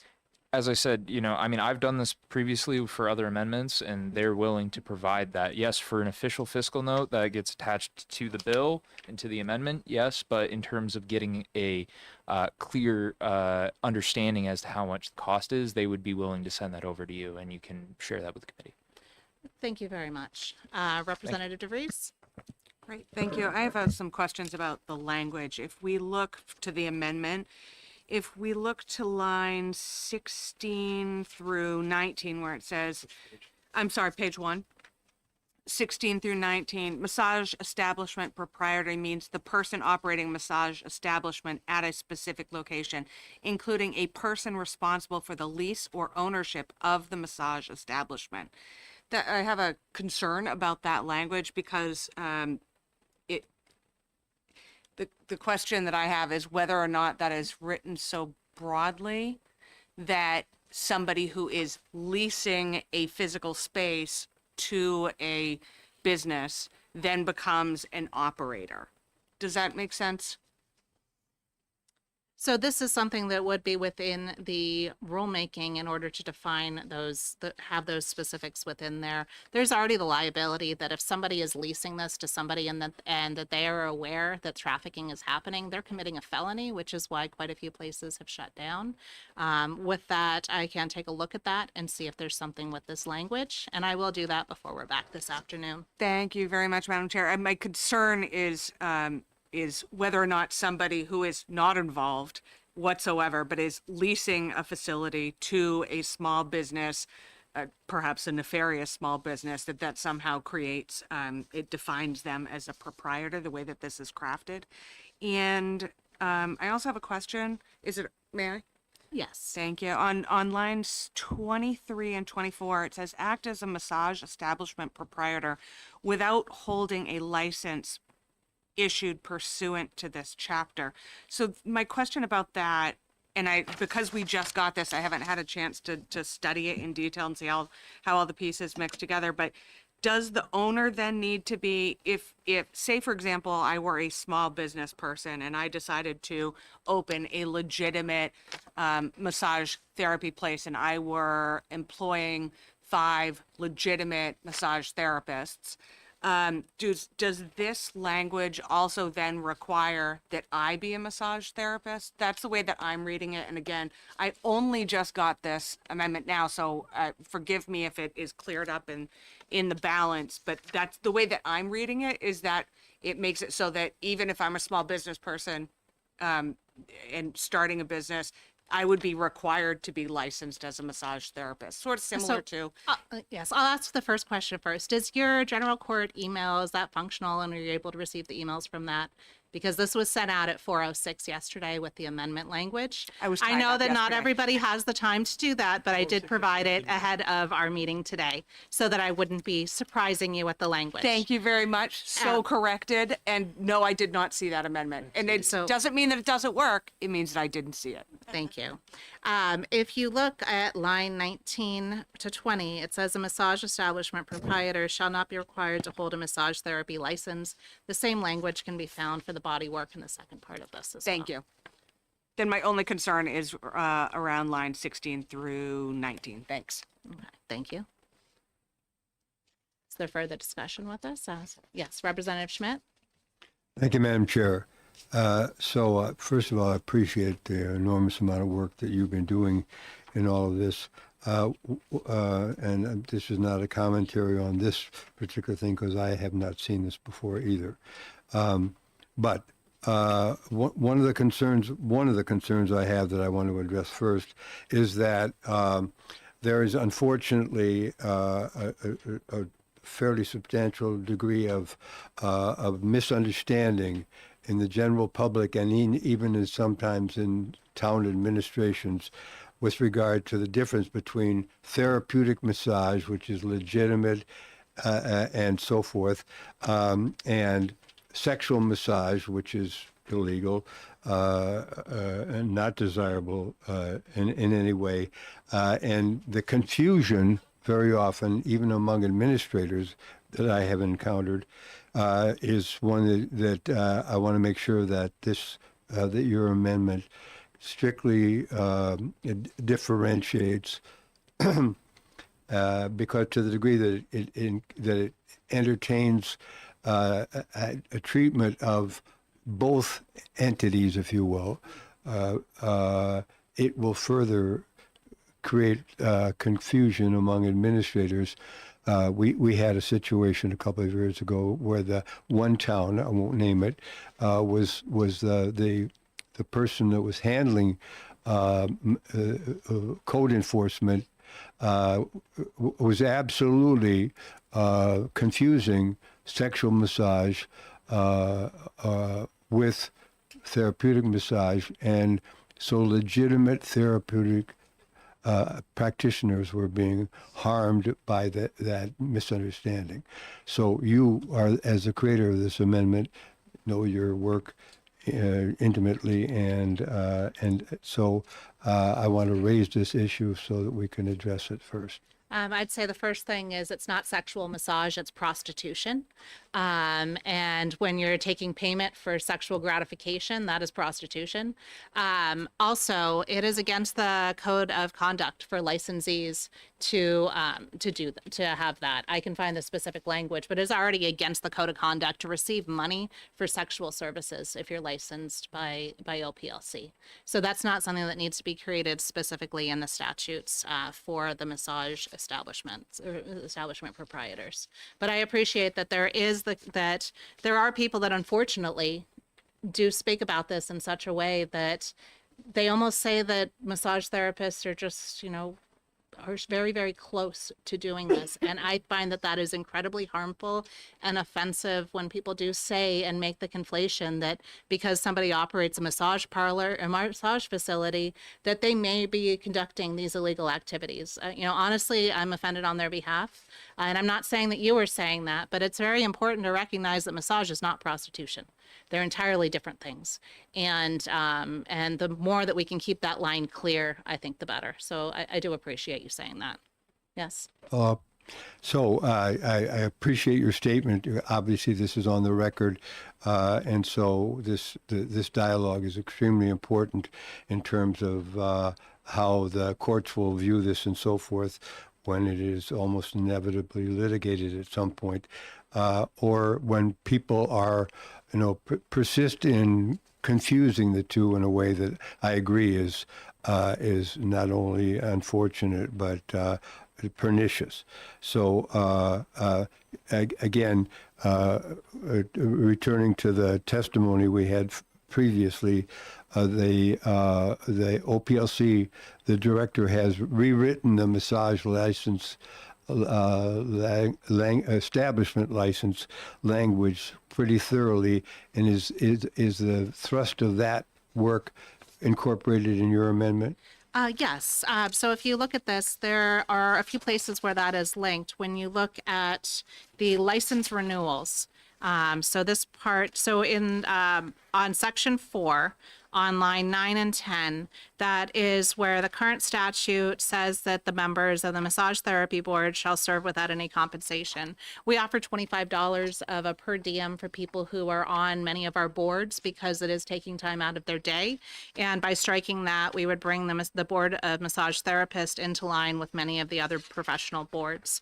Additionally, in Section 5 on massage and Section 10 for reflexology, structural integrators, and Asian bodywork therapists, that does take the language and point that to RSA 310:8, as opposed to having the old standard of the last day of the birth month or other similar processes that created a lot of confusion within the renewal process. So yes, those sections have been reflected in here. Thank you. That's very important. Thank you. Representative Sellers? Yeah, thank you, Madam Chair. So I'm trying to make sure I understand this. On page 1, looking at lines 10, 11, 12 written there. If there's a massage therapist that operates by themselves, year and a half later, they decide, hey, I'm doing so much business, I want to add a person. Does that part of the RSA now, would they have to go and identify themselves as a commercial location? Thank you. Yes, if they do hire somebody on because they have the business, they'll need to go to OPLC. They'll file the license application with their social security number or taxpayer ID, probably themselves pay for the background record check or provide that information to OPLC in the application fee and do that. Because this is a process to ensure somebody's identity and that they don't have convictions of a sexual or keeping people away from their freedom nature, it would absolutely be required because it is in those multi-person locations that most of these problems occur. And this is a light touch to ensure that there's oversight of those. So follow up to that. So I'm just trying to find out, I mean, so a proprietor that's a small business entrepreneur, basically, once they're for themselves, they're not required to become an establishment as it's written here, just that they're operating by themselves. So they're not required to do any of this or background check or anything. Is that correct? Correct. And in 1469, they're not required to have inspections either. So it's a Okay. consistent treatment between the two. So once then looking at page 2, looking at lines 1, 2, basically regarding the background checks.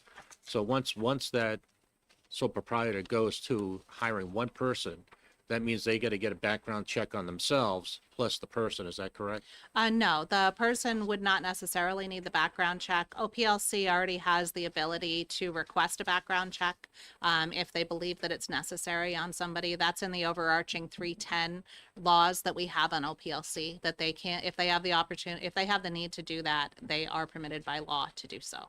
Okay, But it's thank not a standard blanket issue. All right, thanks. Thank you. So with that, it seems like, sorry. I got one more, It's Representative Groda. Yep. and I got one too. So, on this bill, how would this fall into complaints and enforcement? Thank you. That wouldn't change the process with complaints and enforcement. If there's a complaint made to OPLC, they can investigate through the entire process in which they have broad investigatory powers, including inspections. They have injunctive powers as well. And so that would not change. Follow up. So I've not really ever seen a bill that increases the responsibility of an agency without some sort of fiscal impact. So I'd be curious to know what that's going to be eventually. Thank you. Representative Pearson? Thank you, Madam Chair. I am a supporter of 1469, so I'm seeing a tremendous amount of overlap here. So I'm trying to process how this is kind of a package deal for me, and the effective one is definitely going to shape the other. So I'm trying to process this together, and right now I don't know that I can, because like I said, there's so much overlap, and then we haven't even begun to discuss what we're going to do with 1469. So at this point, that's where I'm at with this. And Well, thank you. I actually see these as a package deal as well. I believe that adding the proprietor license is one important aspect of it that should be a lower cost one that we should be able to verify through a fiscal note. I do believe that the inspections do come at a significant financial cost, and my intention is that this committee, as we move forward with both of these bills, will have language so that the two of them just mesh and fold into each other, assuming that both pass both bodies. Because I guess you weren't, as we look at the language that's existing in 1469, there are things that need to be rewritten to be corrected because it is an older version. And so my intention is that whatever amendment that we have will play nicely together so that both can move along in parallel. And if the one with the inspections is more expensive than the state can handle at this point, that we would be able to have the proprietor licenses. I'll leave that decision to the full body and as we move forward on that, but I do want to ensure that we can get these identities of people who are operating these facilities and ensure that they don't have these convictions on their record if they're opening up locations in our towns. Representative Schmidt? Thank you, Madam Chair. So I'm very concerned that we get this right, and I know you're working hard on this, and I respect that. I'm wondering whether we're going to have another hearing because the people who are actually involved in the profession of massage therapy or reflexology or whatever they are going to be licensed under the establishment provisions of this bill as amended. That they have an opportunity to review this and to talk to us on the record with regard to things that maybe because we're doing this rapidly, that we maybe don't catch in the first go round, and because it is important that we get this right, so that we give the communities the opportunity to let therapeutic massage practitioners continue to practice their profession for the benefit of the public. At the same time, we're going to wind up with the package deal in your concept, as I understand it, that we have a situation where the communities can also act against illegal operators of prostitution establishments.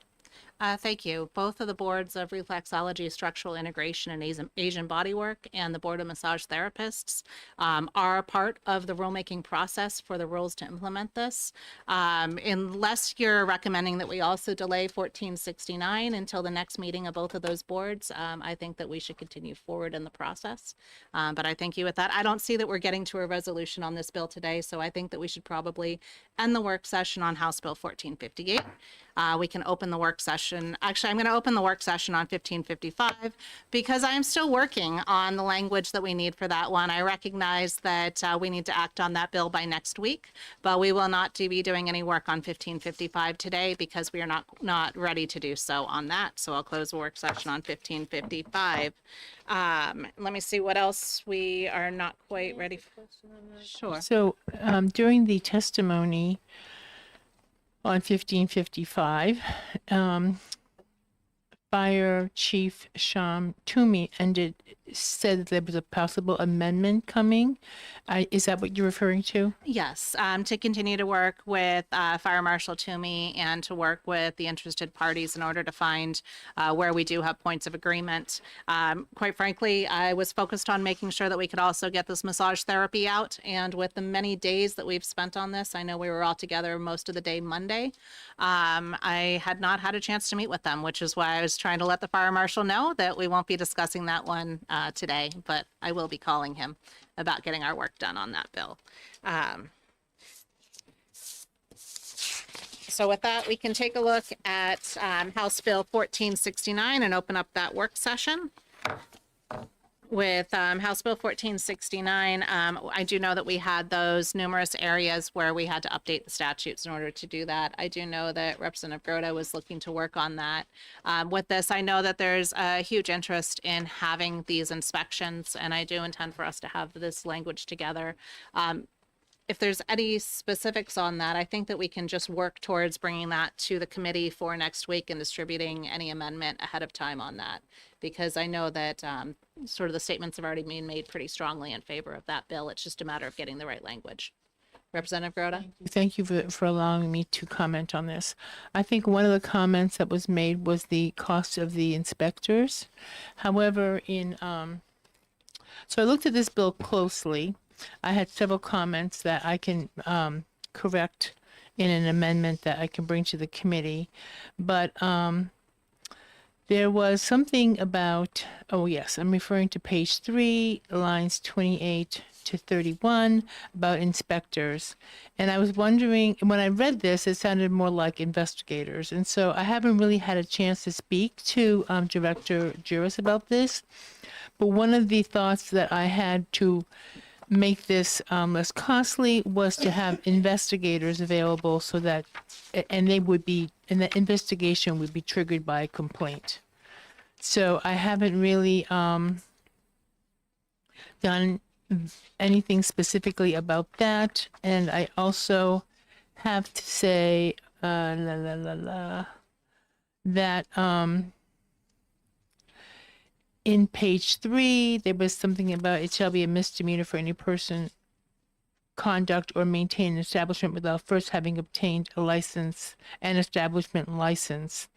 And it would be not from the board, but from the OPLC, because the Massage Therapist Board is an advisory board. So there were several comments about this. The other was to repeal town enforcement or ordinances, and I'm not so sure that we need to do that. I think we could find an overriding statute, but those are the kinds of comments that I'd like to share with the committee and share with those listening so that they understand that there is work being done on this, and we recognize the cost, and we don't want to we don't want the business to incur those. However, nothing is free.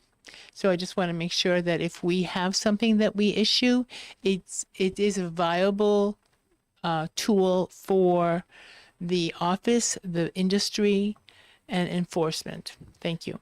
Thank you. And that actually does bring up the policy question that we should decide here.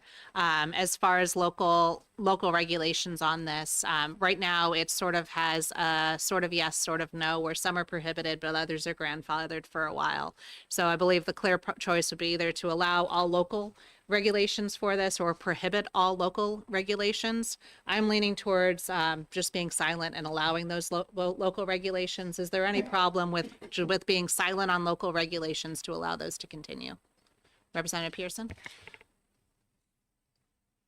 I would have a problem with the removal of local regulations in this. So if by silence you mean that the local regulations can continue, then yes. Yes. So with that, I take it that on page 3, you are against item 6 on lanes 26 and 27 that says no town or city shall adopt or enforce a bylaw or ordinance for the licensing of massage establishments. That is correct. Perfect. So then we'll move forward, not impacting local decisions on And this. if I may- Representative Bailey and then Representative Groda. So there's a sorry. conflict there, and it's kind of obvious. Are you relying on the judiciary to sort that out, or are we just going to do it here? Oh, on whether or not we whose can. view prevails, the local ordinance or the law? That's clear. Well, no, it's not clear. We're going to let it hang, right? Actually, you do raise a good point that local ordinances that may be more restrictive but not less restrictive. I don't know. Maybe you need to Yes. say which one Okay. prevails. Local ordinances may be more restrictive but not less. Well, I guess we'll need to figure that out as well, because then you might end up having some that don't allow any massage within their boundaries, and that would be really harmful to operators. I mean, that's the standard methodology when it comes to local versus state ordinances. It's always, you can be more strict, not less strict.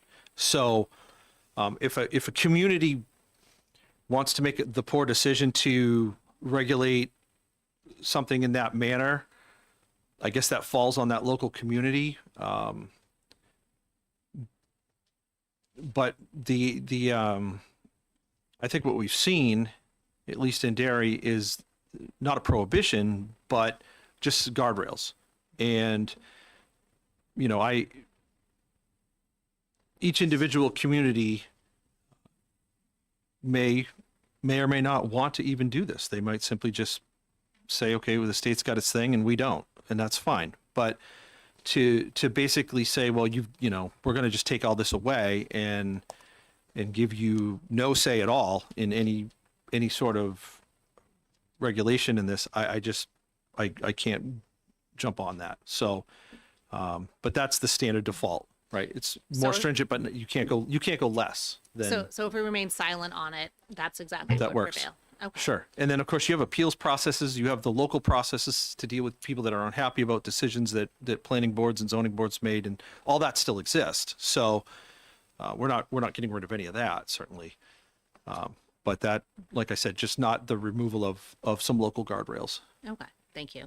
Representative Groda? Yes, I also want to just notify, I'm sure we would have seen this eventually, that on page 6, line 4 and 5 are similar for, For the body work? yeah, the body work part. Right. So I think that would be a consistent policy. It needs to be consistent throughout the Yes. bill, correct? Thank you. So with that, we'll get the amendments distributed out to the committee in time to review it ahead of our next meeting. And I will close the work session on 1469. Next, I will open the work session on 1457, natural organic reduction. This bill is also due out of committee by next week. And this is based off of the cremation statutes, which present quite a few technical challenges on how to implement it. My question is if there's anybody on the committee that wants to take the time and commit to working on this in interim study to ensure that there's the language ready to potentially pass in 2027 by taking a focus on this. Okay, so Representative Kelly's interested in doing this one. Is anybody else interested in working on that? Well, I note that Representative Lamontagne was here earlier, but she's not in the room at the moment, I believe. And as a prime sponsor, I'm sure she would want to know that we have opened the discussion. So can I? Thank you. I'll close that one. It's hard to see when people are sitting behind the fence, so I'm not faulting you, Madam I Chair. You got a appreciate you million giving things you're trying to keep an eye on, but Yes. I saw her leave, and I would like to see if we could get her back in the room if we're going to continue. Yes, thank you. I actually saw her in the room, and that's why I was trying to get to her bill next. So I will close that one right now and wait until she is back into the room. So now we have the, I don't see, is Representative Potenza in here? No. So as far as a work session on 1683, she was trying to find a more workable approach to this. And so I'm leaning heavily on her to try and get her some language that will work on that. So I won't open up a work session there. So since Representative Lamontagne wasn't in here, let's move on to the alcohol and other drug use professional bills. I'd like to talk briefly about the ones, here she is, just in time to not lose out to another process. So I'm going to open back up the work session on House Bill 1457. And what I was saying is that there's some technical implementation issues around this with using the cremation statutes. And so I was asking to see who was interested in working in a true interim study to really go through this, really work through the language and figure out how some language can be brought forward so that we're not talking about if it's implemented in a way that works, but talking more on the policy and moving forward with it.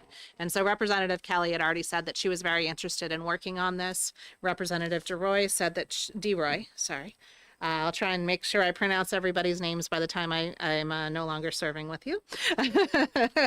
And is there anybody else who'd be interested in working on this? Representative Groda would be interested? Yes, but I also would like to point out that we haven't really voted on this, so. No, we haven't voted on it. It's a work session, and if there's people who are willing to work on the language, at least we recognize people are willing to work on that. I guess my question is, do you think that this is ready to move forward, ought to pass without any amendments? I think that there may be, I think Representative Lamontagne has some comments on that. Is that correct? And be she allowed to speak? Yes, yes. Yes.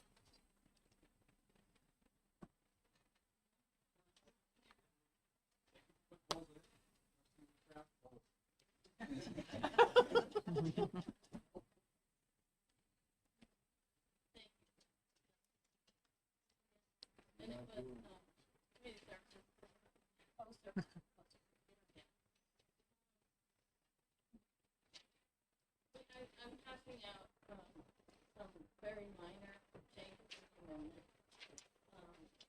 That's my question, whether our format that we're using is appropriate. Is a good model of explanation. And I would argue that it is appropriate because the whole process of the choice that a family might make for an individual to be cremated versus natural organic rejection would be the same process to go to the funeral director, funeral home, what experts look on. Everything would be the same in terms of how investigative body documented that kind of thing. They're very specific of what kind of like testing they want to do, or certain rules about the process. Rules kind of the rules. This bill is very similar to a few years ago. Already went to health everyone. We would effectively build a bill. I believe that it is ready to move forward. And we want to work on it more in the Senate, but I believe some of the issues that people have concerns about can be worked on in the rulemaking process, which is clearly spelled out in the bill that OPLC can do that. So I would not like to see it just held in interim study and allow this possibility with other options. Thank you. My biggest part is now that I've been involved in the rulemaking process a lot more, when you leave things to rulemaking, we lose all legislative control over the different policy choices that are within it unless we set that out in the statutes. And if we don't set out the policy choices that we need in order to make sure that it's implemented in the way that you'd like to see it, there's really not much recourse other than asking nicely to try and have the rules reflect what you'd like them to see. I think that there is quite a bit that I really do think is very interesting with this, and I think that it does present a very good opportunity for people. But the reason why I was asking for people who wanted to work on it is I think that there's a really, really solid idea that you have here. And there's a lot that I really would like to try and make it so that that's something that can be implemented for the people of the state of New Hampshire. And that's why, rather than trying to discuss a way to kill your bill, I wanted to see if there were people who really wanted to work alongside you to make sure that we could have something that wouldn't just pass and figure it out in the Senate and rules, but perhaps lead the nation in the most clear language on this. So to me, the idea of an interim study is to really work together and try and make this really good and best in nation, and not as anything to kill a bill. Representative Slotchi, did you have something to say? Yeah, and I just wanted to offer, just in quick searching, like in states that have done this, I think it's a great idea. I think it'd be great for New Hampshire in terms of adopting something similar to this. But there are, in other states that have implemented this, there are what are known as prion diseases. When you're cremated, it destroys the disease. If you're reduced naturally organically, it does not. So they actually outlaw specifically people who have died of these causes. So I think it's important for us to cover these types of things in statute so that they aren't left to rulemaking or left out. And I think interim study wouldn't necessarily be killing it. I think it's, at least in my opinion, I think it's something we'd want to work on and get through these types of issues. So there are differences. Cremation, in my opinion, isn't enough of a standard, and I'd love to work through and get those issues worked out so we can get this in front of the full house.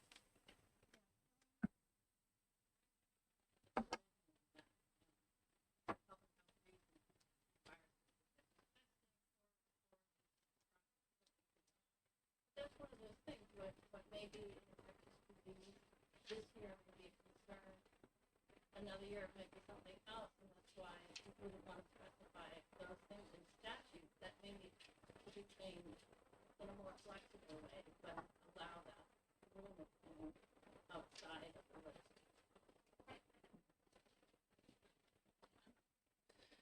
No, thank you. And there's some that with science, it's not going to change year to year about what needs to be stopped. But you're right, there's new threats, and keeping that rulemaking flexibility to recognize those three threats is vital.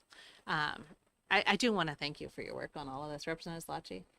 Yeah, and I thank you for your comments. I think there are things that might evolve over time, and I think having rulemaking around certain medical diseases is important. But another sort of example is individuals who receive radiation treatment within, I think it was 30 days before their passing, are not allowed to go through this process because the radioactive isotopes remain in their body. That's not going to change. So I wouldn't want to leave that to rulemaking. I think there's very clear things we can include within legislation that won't change. And that's why I think, interim study might be important in that we could flesh those out. That's all. Representative Howard? And if we can all get closer to our microphones, we've heard that the feed is kind of quiet, and yes. We need to have the sound system work, because I can hear you, I can't hear her, and so something is wrong. Oh, wow. Yes. So I have notified the clerk, and well, I'm also like right here, and they're checking it so that if it needs to be corrected, it will be. But I do encourage you to speak loudly and into the microphone closely.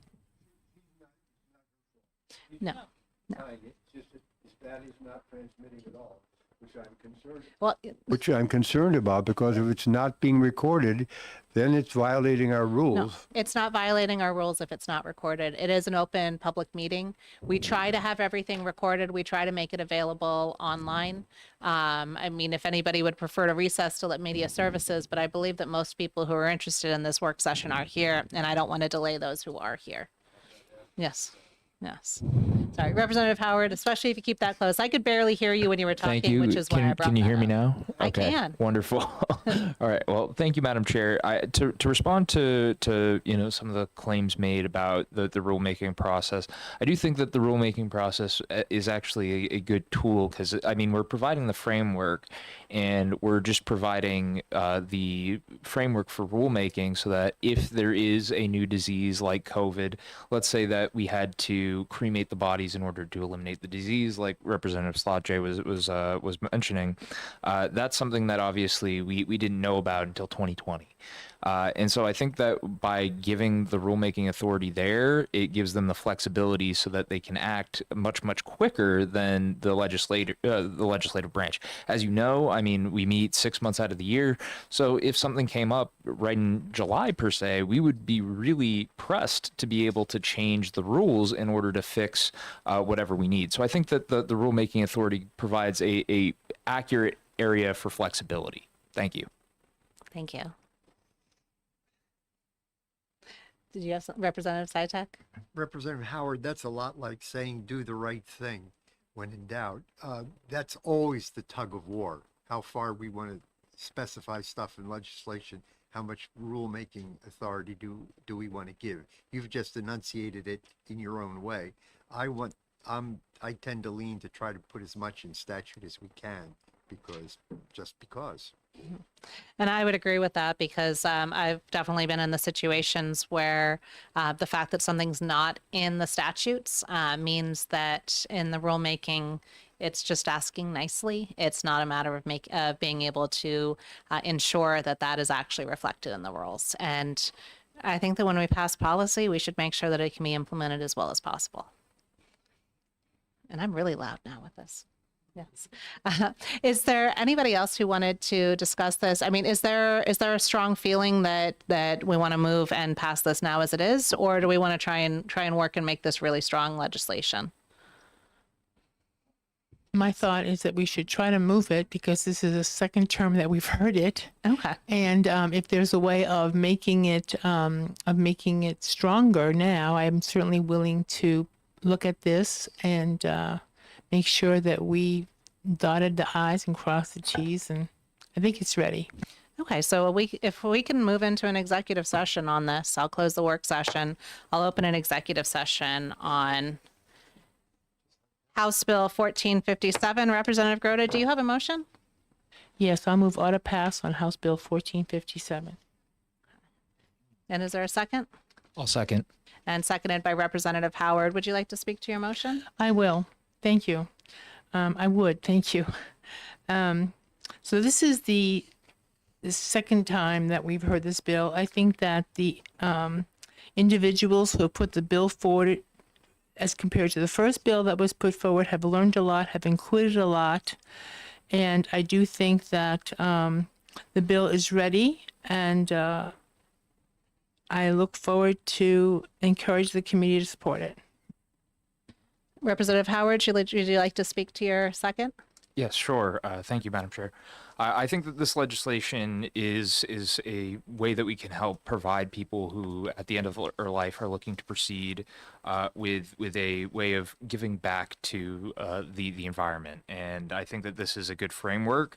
And obviously, this is something that I believe that we should be supporting wholeheartedly. Thank you. Thank you. And I will speak to this. I like the idea and I like the concept, but I don't believe that our position here as legislators is to pass something because we think it's a good idea. I think our job is to make sure that the legislation that we're passing is as accurate and precise as we can do. I greatly appreciate that the work that the sponsor has put into this, but I truly believe that by focusing on this and spending more time, we can have something that solves those, that answers those questions and gets us into a position where we can make sure that we've already dealt with everything that's required. As we've heard, many states have passed laws to enable this, but many have not actually implemented it because it's hung up in the rulemaking process. I think it's a good idea, but I don't think that we can do this without doing some work on that. Representative Sytek, would you like to speak? Yeah, I feel kind of as you do here, because the industry itself has a proposed wording changes that would be a terribly difficult amendment to produce, would make the bill better. Can we come back with this and see this with this incorporated, if this is what the industry actually sees? But if I could comment, actually, Representative LaMontagne speaking for the industry here. Yes, Representative Groda. I'll be glad. Oh, so sorry. I'll be glad to work on the amendment and bring it to the committee. Then If the committee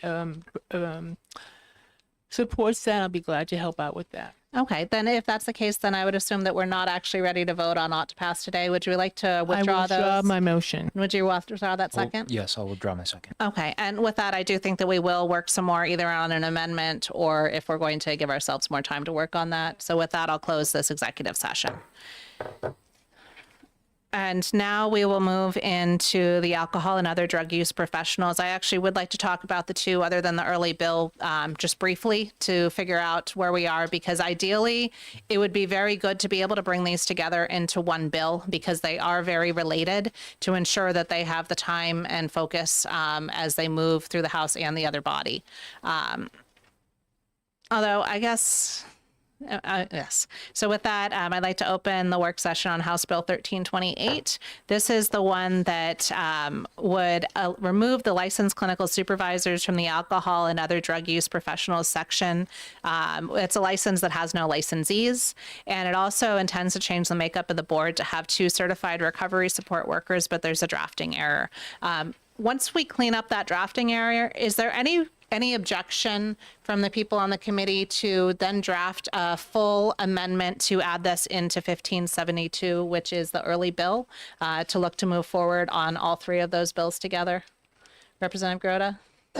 Right. I just need to be sure that, well, I'm sure that this bill, which is my bill, doesn't conflict with the others. And so are you recommending that we put 1328, 1572, and 1072 together? 1052, yes. I'm so sorry. In testimony, it was recommended by several people that we combine the bills together. And Yep. so I wanted to make sure in this work session that that's something that the committee's comfortable with. Well, I do. Okay, so if I remember the testimony on 1328, it was rather non-eventful. And then on the other ones, I just want to make sure that the comments that were made by Jackie Applekoff are, and I don't think that she made, Is that on this one or one of the other ones? I'm trying to look at all 3 of them at the same time. So I think that I just want to make sure that the comments that were made in testimony are included in the amendment, and if the chair will allow me to, like I need this, but I will work on joining them together if somebody wants to help me. Thank you. And I'd be willing to help you as well. I just want to make sure that the committee is comfortable with joining them, if that's the case. Representative Sytek? I just want to comment on 1052. Jackie, I was going to see that if we were comfortable I'm with sorry. 1328. So if we're comfortable adding 1328, wonderful. I'll close the work session on 1328. I'll open the work session on 1052. And Representative Sytek? You had a question about 1052. So I guess if you'd like, I'll introduce that. This is the one that allows the entry to LADAC through the internationally certified alcohol and drug abuse counselors. Representative Sytek, if you wanted to. I didn't really want to go first on this, but I might as well state my feeling. I was very impressed with Jackie Abakoff's opposition to this bill, and I'm in very favor of the arguments that she made, and I'm not in favor of it as it's written. Okay, then with that, since this is an early bill, I'll close the work session on this one, and we will not consider adding this in with the other two at this point. And now I will open the work session on House Bill 1572, which is the one that's relative to the qualifications. This is the one with the MLADACs that was brought forward from the city of Manchester, from their representatives and from one of their aldermen. And this one also has 2 cleanups of reciprocity language for speech language pathologists and hearing care providers, as well as recreational therapists. So now I'd like to talk about any concerns that people may have with this bill. And Representative Groda? Yes, so there's only one page, but on line 5, I do remember that it was supposed to be a reference to RSA 330-C, or am I the only one with that note?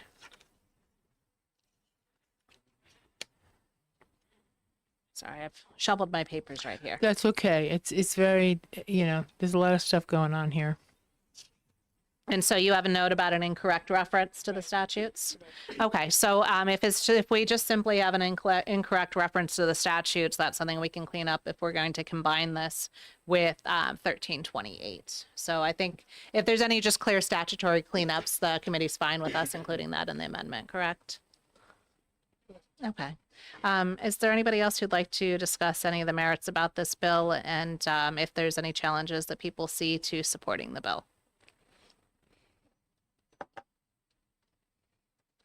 Because I'm in favor of moving forward to it because I do recognize that going through the whole formalized process matters a lot. I also recognize that that the non-formal process as well is very important.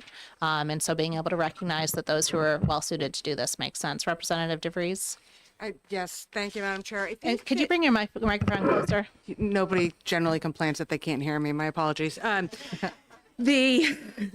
Both ways, really. But if I recall correctly, and I may be conflating some of these bills because we had so many, this was the bill where or at least according to my notes, the issue was that the 60 hours of work would not be supervised in a mental health background. Is that correct? I'm looking at 1572, right? We are looking at Okay. 1572. So my notes say that the issue, or my interpretation of it, is that the 60 hours of work would not be supervised in a mental health background. Correct? Do others have notes to take a look at with that? I do have some notes. Representative Groda? Okay, so Jackie Applecorf did talk about this, and that are you talking about the 2-year master degree portion? So, yes. So hearing people speak for and against this, Yes. there was talk about the academic portion, but then there was talk about the clinical portion and the supervision, and the difference being that the if I recall correctly, that in one situation there would be supervision of this work in a practical situation, and another is that we would be licensing people to provide this work who had not been practicing. Is that correct? Okay, yes. And I think basically what she had laid out was that an LLADAC is the one who has the supervision, direct supervision, and an MLADAC has peer review of supervision, which is a more elevated form of supervision. So I don't know, are we saying that this bill, if this bill removes that qualification, then that's right. We would not, personally would not support that. So with that, you're not supporting the bill if it removes the internship process from that because you're looking at people who have been licensed in another mental health field and requiring that internship. Correct. So when the MLADAC position was put into statute, one of the requirements was that it studied the coexisting, mental health and drug abuse were often linked together, and therefore that coexisting condition had to be studied and had to be understood by the MLADAC, and that was the reason we created that position, so that to remove that connection would essentially it would make the position, it wouldn't justify the position. I mean, the whole purpose of having this coexisting understanding is because abuse and mental health go together. So I wouldn't be in favor of disconnecting that. Thank you. Representative Sellers? Thank you, Madam Chair, and you're not going to like this. All I wrote down is needs amendment. I wish I had put down more notes. I don't know why I did that. But I'm just raising it in case someone else brings back the memory. Thank you. I actually did pull this out of my little box of file folders, and I do have the note with that A and B or C. So I believe that the way that it's written is that right now it requires A and B. So if it requires A, B, and C, having C, which has a different pathway, would not provide a different pathway. So that would require it to have an or C. So I guess my question would be to those who are opposing this, if there was perhaps a streamlined process of that supervision to be able to make sure that we're getting more of this care to people who need it, perhaps in a shorter time frame of that direct supervision, then moving to peer collaboration, is there an opportunity to work towards something that can have this entrance to the MLADAC to have sort of a bridging supervision period? Representative Grota? So my guiding light in this whole field is sitting right there in the corner, Diane Castrucci, and I would like, if you could, she might be helpful to answering that question. Okay, thank you. Yes, if you'd like to come up, turn on the button so it's lit red and give us your name.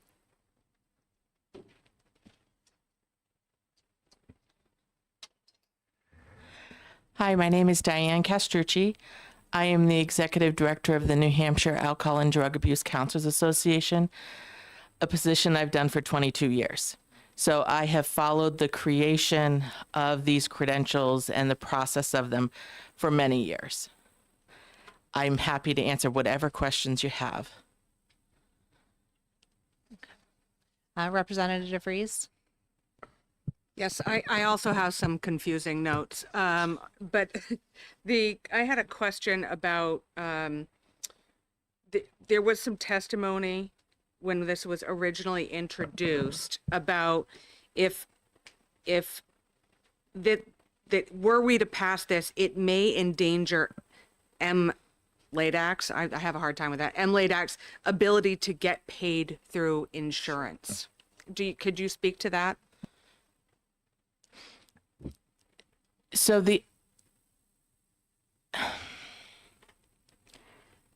we're talking about House Bill 1572, correct? Correct. Okay. So I watched all of the testimony. I was sick with the flu, and so I couldn't be here, and I feel really bad about that. But I watched the whole thing, and what was happening is there was testimony like it was two separate bills, which makes sense why you would have a note that says needs modification, because it was such a confusing process. I don't know how you followed it. So what the people who spoke positively about the bill said it was going to do was to create an alternative pathway for people licensed also under the LADAC board to be able to get the MLADAC in an easier, faster, more efficient path. But that wasn't what was written. So if it were modified to RSA 330C instead of 330A, then it creates that alternative path for the LADACs and the CRSWs. But the way it's written, it says anyone who's licensed by that statute, under that statute, would be able to then get the MLADAC without having any supervised practice. That means that the way OPLC defines having a license, anyone who is approved for something by OPLC, like a supervision agreement or being approved as a CRSW, that is a peer credential. Anyone with those types of licenses would then be able to have that for 5 years, and then as long as they had a master's degree, they were blessed with the MLADAC. That puts people at a disadvantage because those puts the citizens at a disadvantage and the people who need the services at a disadvantage, because the people who are CRSWs and hold those other licenses don't have the co-occurring experience to treat the disorders. And I think that might pull together in what your notes were. And it's 6,000 hours versus 60. So if it were to be changed to RSA 330C instead of 330A, it opens up the possibility of a lot of unqualified practice from people whose credentials are further down the chain of being able to treat co-occurring disorders, being able to be granted a license just by getting a degree without any supervised experience to treat the disorders. The other possibility is if you end up wrapping this one in with the other bill, 1328, which is a very good bill, it just has one typo. If you end up wrapping this in, there is a potentially interesting path that could happen. May still be controversial, but the way it's written is that if you are licensed under the Mental Health Board and you are licensed for 5 years, you could just be granted the MLADAC, which is also a master's level credential. The scope of practice is the same, but the one caveat is that it doesn't ask for the people who are seeking to be granted the MLADAC that they have passed the exam or proven that they've had 300 hours of substance use specific education. Because historically, the MSW education and the licensed mental health counselor master's degrees and the marriage and family therapist master's degrees don't necessarily have substance use components other than 1 or 2 courses.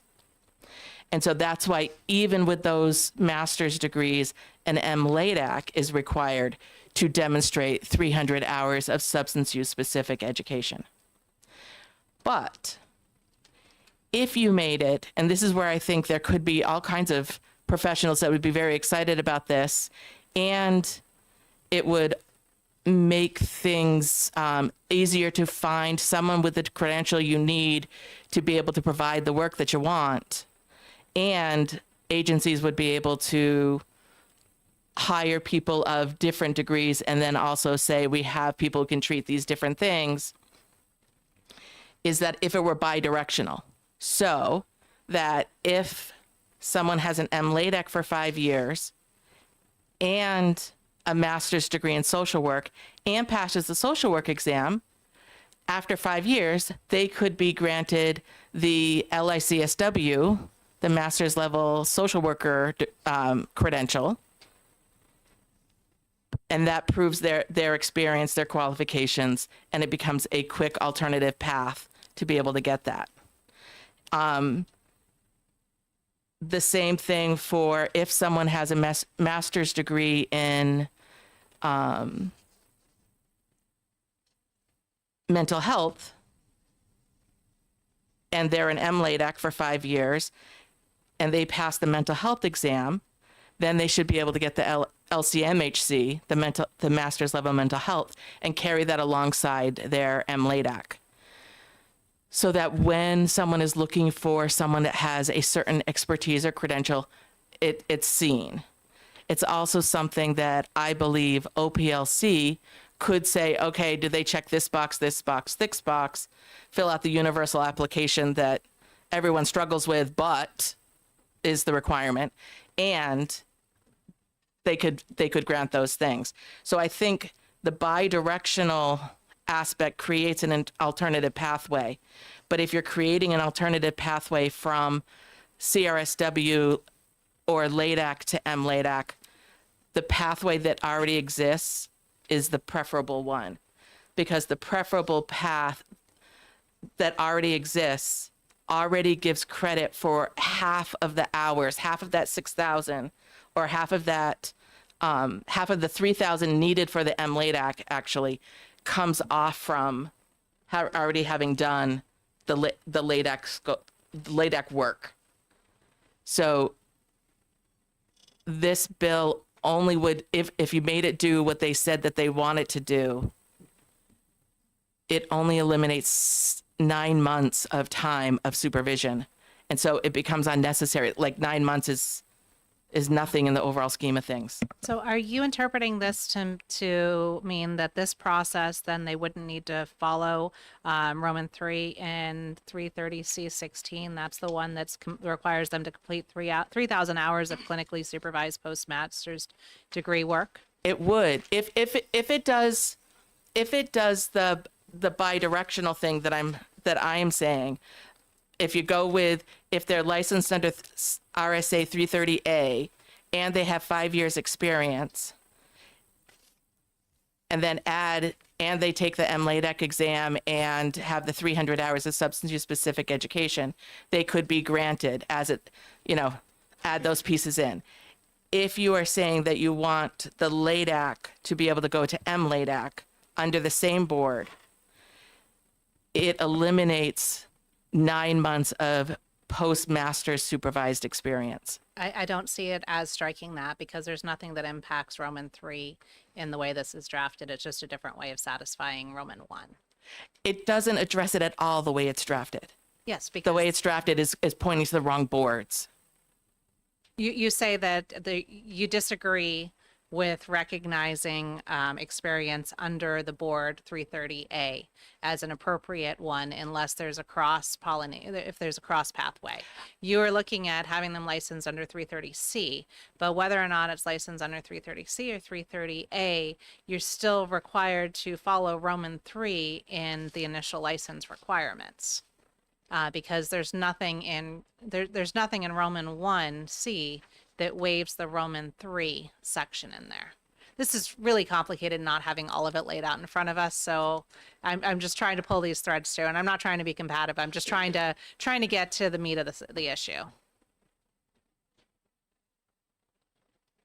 So actually, you know what I think we should do is with this, I will ask you those questions so that we can get this information, get this all laid out. I think we better understand where some of the questions are around this. So that gives us a place where now that we've worked on it, we have some better questions for when we come back on this next week.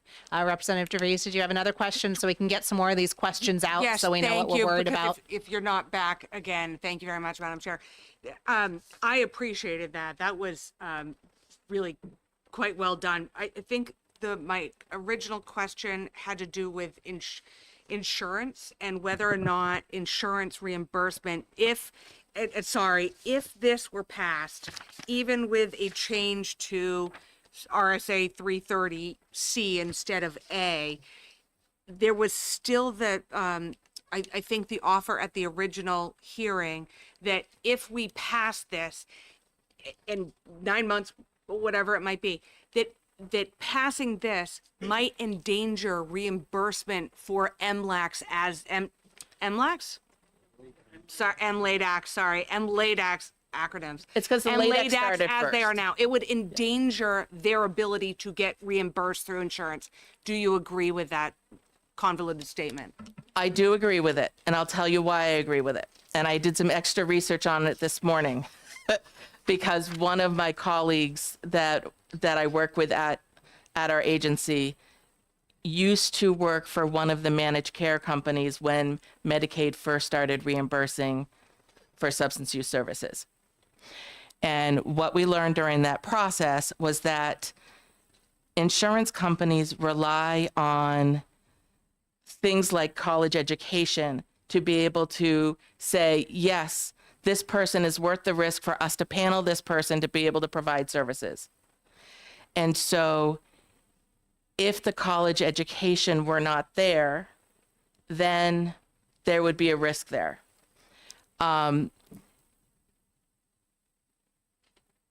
For 1572, if a LADAC is going to be granted the MLADAC without the supervised work experience, I do believe that that puts it in jeopardy. But I don't have enough experience with the insurance companies to say for sure. The person I asked says, oh, that's a bad idea. They're going to be up in arms. But to what extent that means, I can't fully say. Thank you. Are there other questions on this one, thank you. I appreciate you being here. I also appreciate you staying home and trying to feel better when you had the flu. So with that, I think that we'll just continue to try and get these questions answered. If you can make sure I get your information so that I can better communicate with you as well, that'd be very helpful. So with that, I think.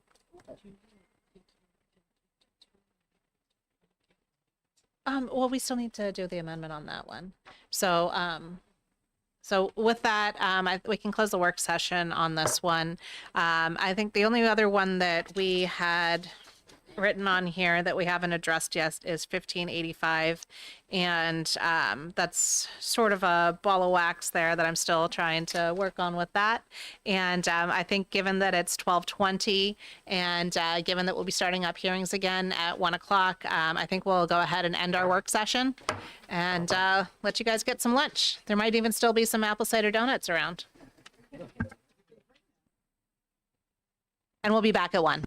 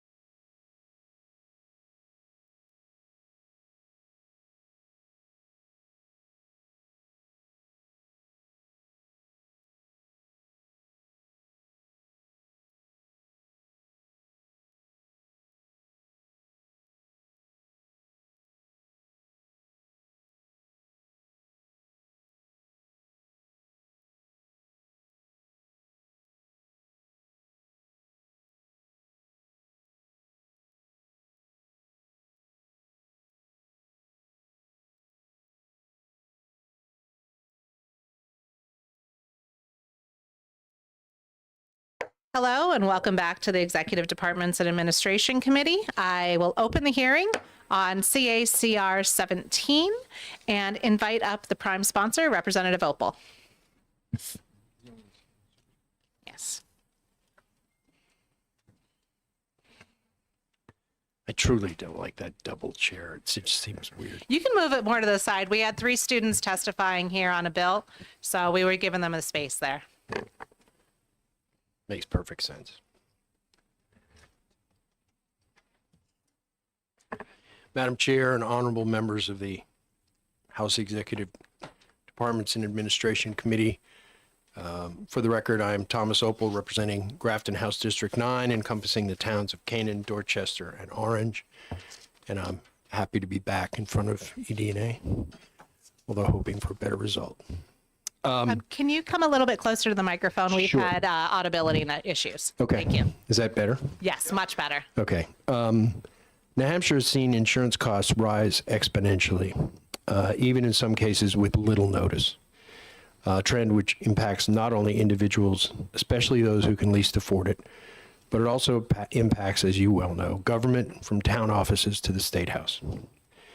CACR 17 is simply about making the insurance commissioner fully accountable to the citizens of New Hampshire, a system currently in place in 11 other states across the political spectrum. If adopted, CACR 17 would allow voters to choose an insurance commissioner in the 2028 regular election, instead of having the commissioner insulated, as the position is now, through appointment from governor and council. In the 11 states that elect this position, voters choose a commissioner to balance insurance industry solvency with fair and affordable premiums. Elected commissioners often act as a direct advocate for policyholders, handling consumer complaints, investigating claims, and ensuring fair treatment by insurers. They will be more responsive to consumers while also providing more independent accountability and market oversight. I'll also say, and this is not in my written testimony, but I did have the opportunity to spend some time with folks who were impacted after Katrina along the Alabama coast. And there are an awful lot of people who didn't realize that as much as the attention was on New Orleans, the hardest hit areas were really the Mississippi and Alabama Gulf Coast. And one of the things that individual after individual told me was these individuals were having trouble collecting claims because if they had flood insurance, the flood insurance companies were telling them it was wind damage, and if they had regular home insurance, the home insurance companies were telling them no, it was flood damage. And so this conflict just never got resolved, or took years to resolve. One critical provision, which I was advised not to include in the CACR, but which I believe is essential, would be to prohibit contributions of any kind from any regulated entity, either directly or indirectly, either on behalf of or in opposition to any candidate for insurance commissioner. That decision should be left to the voters without the potential influence of big dollars from industry. Whether that should be part of the Constitution or should the constitutional amendment pass, be added statutorily, I'll leave to the legal experts. But in my opinion, that provision is essential. And I urge this committee to recommend ought to pass to the full House. And I'm happy to try and answer any questions. Thank you. Are there questions from the committee? Representative Howard? Thank you, Madam Chair, and thank you, Representative, for taking my question. So I'm just curious as to why you were looking to only move forward with the Commissioner of the Department of Insurance rather than other departments and for other commissioners as well. Thank you for the question, Representative. I actually do have another bill, another constitutional amendment that would call for the election of the Public Utilities Commission members. Again, and I don't want to get into, I don't know where that bill will end up. It may well end up here, but I am a big believer in trusting the voters. And so I think given what's happened with energy costs, given what's happened with I guess the disagreements between the Department of Energy and the PUC, and even the governor seems unhappy with the past chairman of the PUC. And my history goes back. One of the first, as a journalist, one of the first campaigns I covered was in 1978 when Hugh Gallen shocked the world by defeating Mel Thompson, and it was over the issue of construction work in progress at Seabrook. So I think having the insurance commissioner, to get back to this bill, having the insurance commissioner accountable directly to the people of New Hampshire is a way to ensure more transparency and more accountability. And certainly, as I say, there are 11 other states where it's worked. California has an elected commissioner, so does the state of Mississippi. Their politics couldn't be more different. But I think they've recognized that being able to elect the insurance commissioner has not destabilized the insurance industry. In fact, I think in many ways it's stabilized it, but it's also made it more responsive to customers. As for the rest, to fully answer your question, I thought looking at the Insurance Commission and the PUC seemed the most immediate kinds of needs, given what's going on in my own town. For example, they were hit with a health insurance increase for their employees that they simply hadn't budgeted for, and maybe an elected insurance commissioner couldn't solve that problem completely, but I think they could go a long way toward that. Follow up. Thank you. So in terms of, we've seen another number of Medicaid Advantage plans leave and companies leave the state. Is that what you're referring to? Yeah, I think, I mean, first of all, I'm of an age where, I've been looking at those plans myself. I think I'm a fairly well-educated individual. I have a college degree and I've done work toward a master's. I'm not a lawyer, but as I try to read through insurance policies and Medicaid Advantage and what it covers and what it doesn't cover, I don't know about anybody else, but I think you can spend hours and hours and hours, and at the end, no less than you did when you started. I just think, again, having an elected commissioner who is responsive to individuals, that's certainly an area. I think, insurance companies spend millions of dollars advertising Medicaid Advantage plans and telling you how wonderful they all are and all this coverage. And then when you sign up for it, you realize, well, okay, it wasn't exactly as advertised, or maybe it wasn't as advertised at all. So I think that's another area. Thank you for raising it. That's another area where I think an elected commissioner could help be looking out for the consumer and providing more reasonable information. Okay, thank you. Thank you. When was the Commissioner of Insurance elected in Mississippi? Has that been longstanding, or is that a recent change? I'm not exactly sure when it was adopted, but I know I actually went to Mississippi in 1983 as a journalist, and the insurance commissioner was being elected then. So it's at least 40 some odd years. Okay, thank you. And then as a follow-up, you were speaking to the challenges around Katrina, yet I guess I'm trying to figure out how electing an insurance commissioner would impact that when they still had those challenges in the wake of that. Well, because I think, Alabama, to my knowledge, does not elect the insurance commissioner. As we all know, one of the reasons we have 400 members in this House is the belief on the part of the people of New Hampshire that we will be more responsive if we are closer to our constituents. Certainly, having to face the voters every 2 years, I think helps us all focus in terms of understanding what their concerns are and trying to be responsive, in whether it's introducing legislation or simply, being available to help your constituents walk through issues. And I think an elected insurance commissioner in that circumstance where you have, competing insurance companies claiming, no, it's the other guy, an elected insurance commissioner, I think, would be able to step into that situation and maybe get to a resolution a little quicker than having to go through years and years of court litigation. Thank you. Representative Sellers, and then Representative Grota, and then Representative Pearson. Thank you, Madam Chair. I'm just trying to figure out why would you want to put this in the why would you want to put this in the Constitution versus just the statute?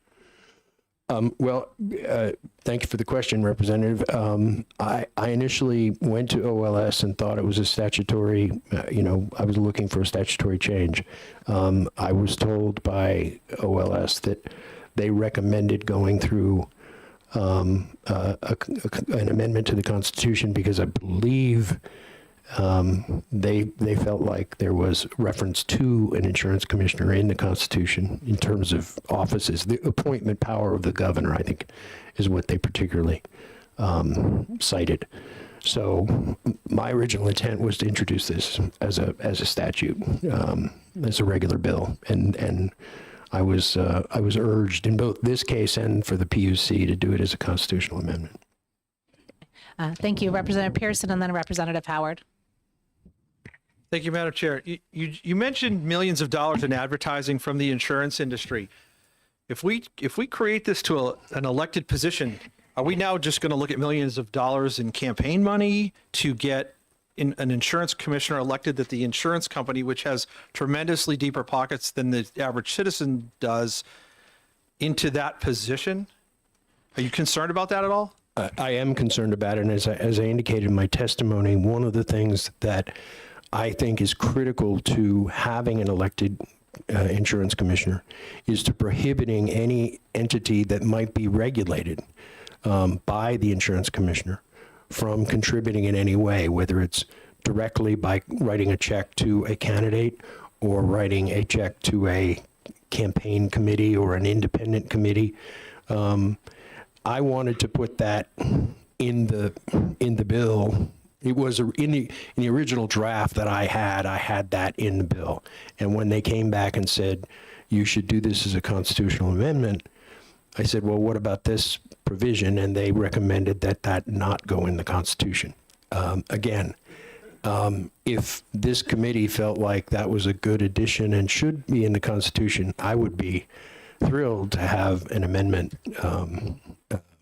included to preclude those kinds of contributions. Because Representative Pearson, I'd be equally concerned that you'd have, I don't want to single any particular company out, but that you'd have insurance companies who would be willing to spend millions of dollars to get an insurance commissioner that they felt comfortable with. And I think we should prevent that. I think, excuse me, I think this should be left to the voters of New Hampshire and not be influenced by industry money. Representative Howard, and then Slotchie. Thank you, Madam Chair, and thank you for taking my question. Would you believe that 11 states elect their insurance commissioners? I absolutely, not only would I believe that, I know that to be a fact. Thank you. Okay, that's okay. Can we please not do we believe questions and just ask real questions where you're not trying to inform people through the questions? Thank you. Representative Bailey, did you have a comment? Okay, I was looking at that. And not for you. Do you have a Representative Slotchie? Thank you, Madam Chair. Do you believe that? Well, I guess let's go for it. Sorry, I did the thing, didn't I? You did the thing. Did the thing. Go ahead. Boy, Go ahead. Thank you very much. I'm curious. The previous question by Representative Pearson and your answer were very interesting to me. Do you find that there might be infringement upon the First Amendment rights of any company who would no longer be able to spend money to inform the public of their opinion? Thank you for the question, Representative. You and I may have a somewhat different view on this, but frankly, if it were left to me, I think the Citizens United decision was incorrectly decided. I don't believe that companies or organizations, period, should be treated as people for purposes of elections. We seem to now have a system where It is no longer one person, one vote. It is $1, one vote. And if I have more dollars than you, my voice is louder. I think that's unfortunate. I think we should return to a system of ensuring every person's vote counts just as much as Elon Musk's or George Soros or whoever has the big pockets. Thank you. Follow up? Thank you. Oh, sorry. Thank you. Are there other questions? Oh, sorry, Representative DeRoy? Do you feel that having a governor appoint the commissioner can be a political position as well? I mean, we're talking about these companies possibly giving this individual money to run, but I think it probably, I'm just asking you, does that happen on the governor's side? I think that's getting into a lot of speculation. I understand why you're asking the Yeah, I'm question, trying- but I'm not really sure where that's going to go. Okay. Yes. Well, Madam Chairman, if I may, I did have the opportunity at one point in my career to work on behalf of a governor, not here in New Hampshire, in the state of Mississippi. Mississippi's executive is probably one of the weaker structurally because there is no cabinet. A lot of the positions are elected. The treasurer is elected, the secretary of state is elected by the people, the insurance commissioner. My only comparison is yes, I think politics obviously gets into it, but I mean, the fact of the matter is you elect the governor hoping that she, in this case, can achieve the agenda that she laid out in the campaign. I just happen to believe that in the case of the insurance commissioner, in terms of this bill, that it's better to have an insurance commissioner who is independent and whose direct responsibility and accountability is to the voters and not to an appointing authority. Thank you. Thank you. Are there other questions from the committee? Oh, seeing none, thank you very much. I thank the chairwoman for letting me diverge in a couple places. Oh, and I thank do you. have written testimony. If you could distribute that, I'd appreciate that. Is there anybody else here to speak on CACR 17? Seeing none, I will close that hearing. Given our pace today, we will see each other in 9 minutes when the next hearing begins at 1:30.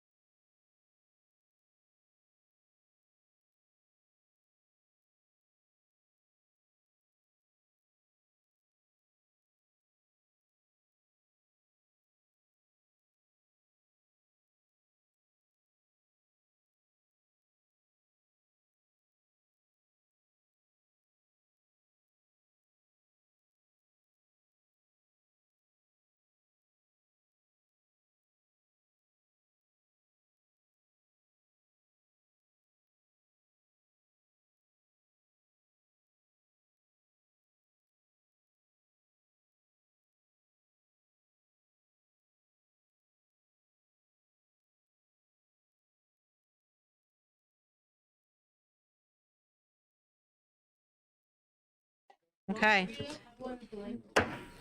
Welcome back. Being 1:30, we will open the hearing on CICR 26 relative to the powers of the governor. And we will recognize the prime sponsor, Representative Howard.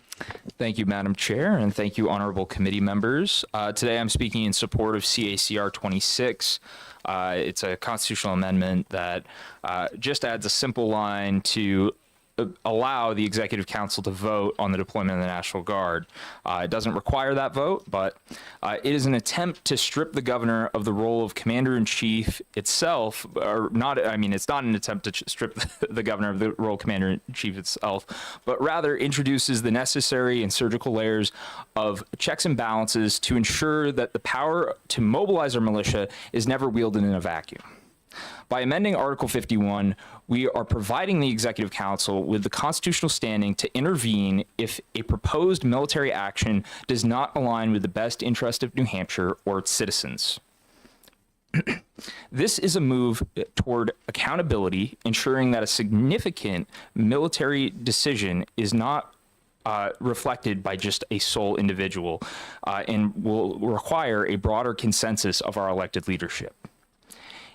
It is important to clarify that this amendment does not mandate the Executive Council to vote for every routine training or emergency deployment. Instead, it grants the Executive Council the power to hold a vote to prevent the governor from exercising military control in specific instances. This veto-style oversight acts as a critical guardrail against governmental overreach. By allowing the council to act as a deliberative body, we ensure that the governor's power remains agreeable to the rules and regulations of the Constitution and the laws of our land. We are not overrunning executive rule.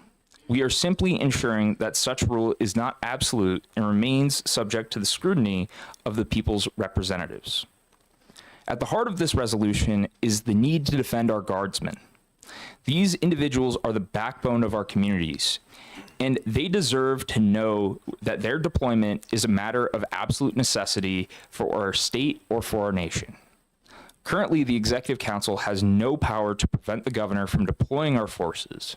CACR 26 changes that, allowing the council to veto unnecessary out-of-state deployments that might otherwise pull our neighbors away from their families and jobs without a clear, localized justification. This amendment is a commitment to keep our guard here in New Hampshire, whenever possible, prioritizing our state's security and the well-being of our service members over political convenience. I encourage the committee to support CACR 26, and I'm open to any questions. Thank you. Thank you, Representative Schmidt. Sorry, and then Representative Thank you, Gerber. Madam Chair. So are you not concerned about the possibility that in an emergency where immediate action is necessary for the safety of the state of and the people of New Hampshire, that a rogue executive council could hang up the governor's ability to deploy the guard? And so can you speak to that? Yeah, so as I mentioned, this doesn't require the council to hold a vote. It just allows them to take a vote. So if they feel that the governor is taking a deployment in a way that the executive council disagrees with, then the executive branch, in this case, the governor and the executive council would disagree, but the executive council would be able to veto that deployment. I would say that if there was an instance where the executive council is consistently vetoing deployments, there is probably a reason for that because this does not require them to do so. And so by looking at it in that regard, I would say that this is just trying to add an additional check and balance to make sure that we aren't pushing governmental overreach. Thank you. Representative Groda? So I have to say I have trouble with, unless otherwise voted by the Executive Council, because under what authority or under what guidance would they get involved? It's sort of like you can get involved, but you don't have to get involved. and this kind of like is kind of meh. So, do you have some other language that would strengthen the reason why the executive council will get involved? Yeah, so the reason why it's written the way that it is to, again, it doesn't require a vote.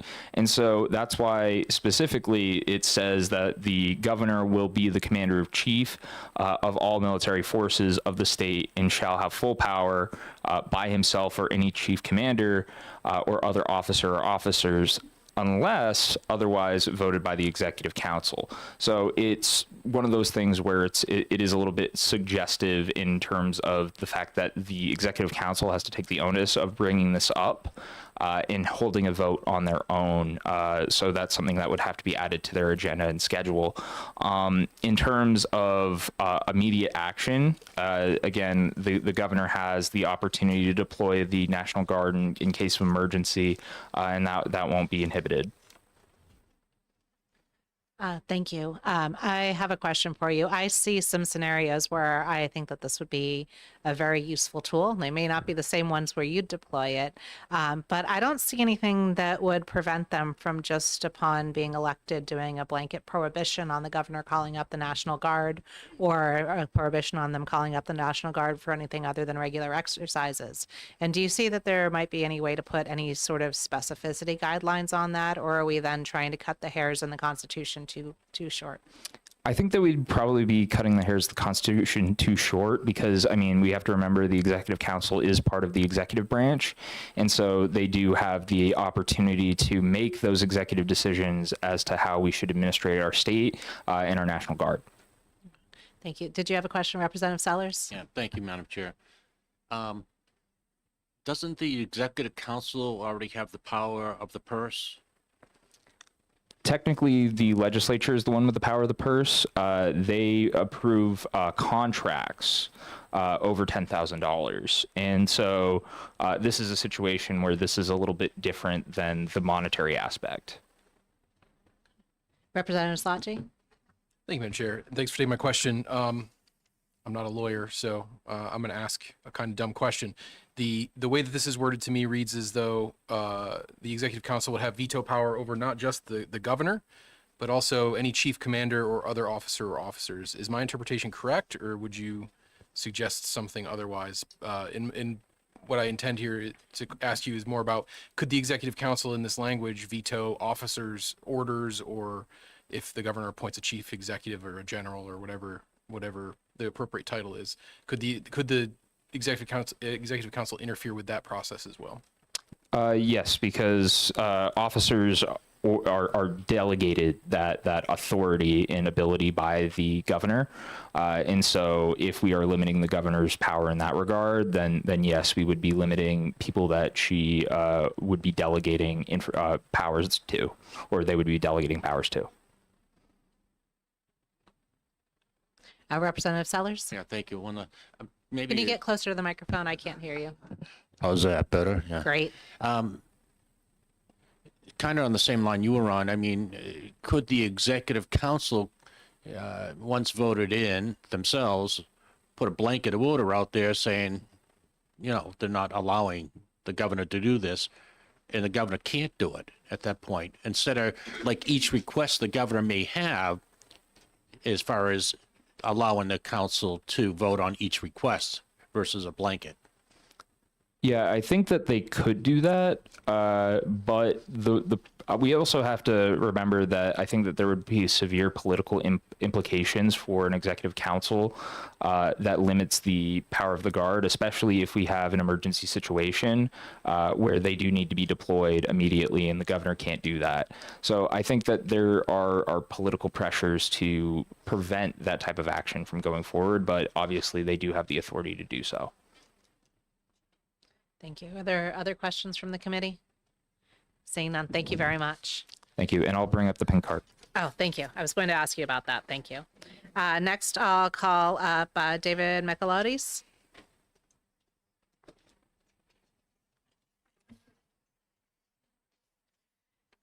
And we do 3-minute times in here, so hopefully try and keep it to that and finish up your sentence if it does end. All right, ma'am, thank you. Madam Chair, committee members, for the record, I'm Major General David Michaelitis, the Adjutant General for the Department of Military Affairs and Veteran Services, and the Adjutant General for the New Hampshire National Guard. We strongly oppose this. This is really bad. It's all about politics and it's about executive council overreach. So let's distill this down. The representatives actually asked the bill sponsors some very good questions. It is political overreach. And so let's try to bring this down. The biggest person or entity that will be hurt by this is the constituents, the citizens that you represent. So let's go through a couple of examples. COVID. Do we need the executive council approve it to activate soldiers and airmen to help you with PPE vaccines? Think of that, just that simple example of our inability to represent and help you because we are going to a political body, to the executive council, to ask them for their authority. Prior to my way over here, I just Googled the commander-in-chief in the Merriam-Webster Dictionary. It says, one who holds the supreme command of an armed force. One. We're not a Politburo. We're not a committee. We're not a council. The supreme authority is in a commander-in-chief, which is one individual. It's called unity of command. It goes from our governor, our commander-in-chief, down through the adjutant general of the soldiers and service members that I represent. The fact that you want to interject politics, and they do, when an officer cannot get promoted in the state of New Hampshire because of their gender, we have an issue. So do you not think that if it's a red or blue state, we are now not able to respond based upon the political makeup of that composition of that selected party? So in the last 2 years, we sent soldiers and medevac crew to Vermont to help them in a hurricane. We also sent 5 soldiers down to Florida to help them during Hurricane Milton. Those 5 soldiers that went to Hurricane Milton drove 24 hours to get to Florida to help them out during a major hurricane event. So you want us to wait for 2 weeks to go to the executive council, ask for that authority or that approval? I always chuckle and I'm somewhat concerned when someone says we're here to defend the Guard. No, they are not. We try to maintain our position as an apolitical organization for America, and we give our apolitical advice regardless of political party. And to interject politics, this is another version of the Defend the Guard, which is executive council overreach over the military. And for those are the reasons we are adamantly opposed to this. Subject to questions, that's all I have. Thank you very much. Representative Slotchie? Thank you for your testimony, and thank you, Madam Chair. I'm curious if you're aware of how the National Guard or militia operated during the period of New Hampshire history where we didn't have a governor and there was just an executive council. And are there any comparisons we can draw? Are there, disasters from that time period we can point to, or any other thoughts you might have on that? Thank you. So I would say no, because I think in the early 1900s, around 1903, the Modern Day Militia Act was formed, which federalized the funding that the National Guard receives through the federal government. And so I think, that's an example of like what we did in 1800s is not what we do today. The other thing I'd like to also add too is the state does not get a choice when we are federalized. This year, we're deploying over 400 soldiers and airmen to 6 different locations around the globe. We're doing a United Nations peacekeeping mission in Kosovo. We're sending soldiers to the Middle East. We're sending airmen to the Indo-Pacific. We're sending 2 units to the southern border. Those are all federal missions. The state does not get a vote. So we just got to be clear that, like, when we want to interject, it is the wrong venue for any type of sort of prohibition or restriction or what the state thinks they can do when the federal government says thou must do X. Thank you. Representative Sytek, and then Representative DeVries. Major General, you say you're representing DMAVS. What's that? So the Department of Military Affairs and Veteran Services. So the Military Affairs is the New Hampshire Army and Air National Guard. You're speaking for them. Yes, I am the commissioner of that agency. Thank you. He's our clerk. He needs to make sure the records are correct. Thank you. Representative DeVries. Thank you very much, Madam Chair. I'll make sure I get this title right. Major General, thank you for your service. Thanks, ma'am. My question is, in your testimony, you mentioned something about not not having politics get in the way and asking for permission. But the way that I read this bill, this gives a check, if you will. It says, unless otherwise voted by the Executive Council. So according to my reading, and I'm just curious if yours is different, the governor would not have to ask permission to call out the guard. Rather, the governor's ability to call out the guard could be stopped if this were to pass by vote of the Executive Council.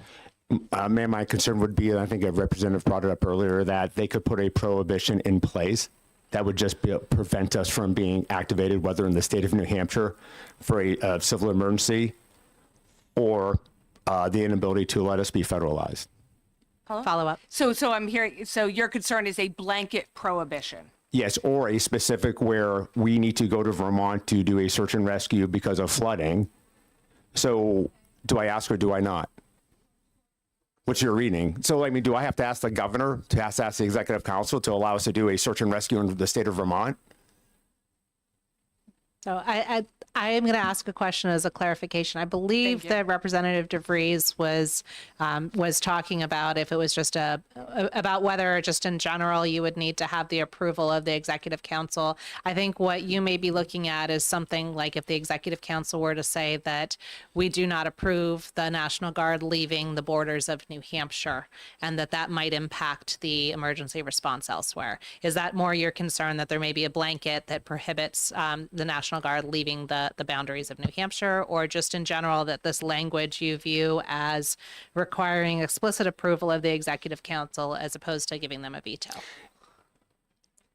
I think it's overreach of our commander in chief that limits or prohibits his or her ability to do their job with direct orders in a chain of command, oversighted by a committee that is interjecting themselves when there's no need for it. Thank you. Representative Gerda, and then Representative Sellers. So I just want to make sure I understand.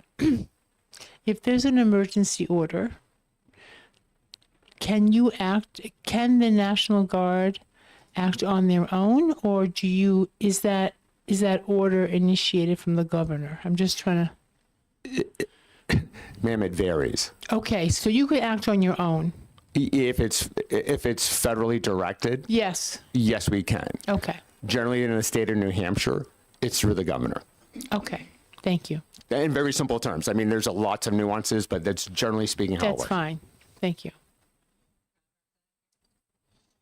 Thank you, Madam Chair, and thank you, General. In your time with the New Hampshire Guard, have you ever experienced a governor micromanaging the decisions that your command staff has put forward in their operations?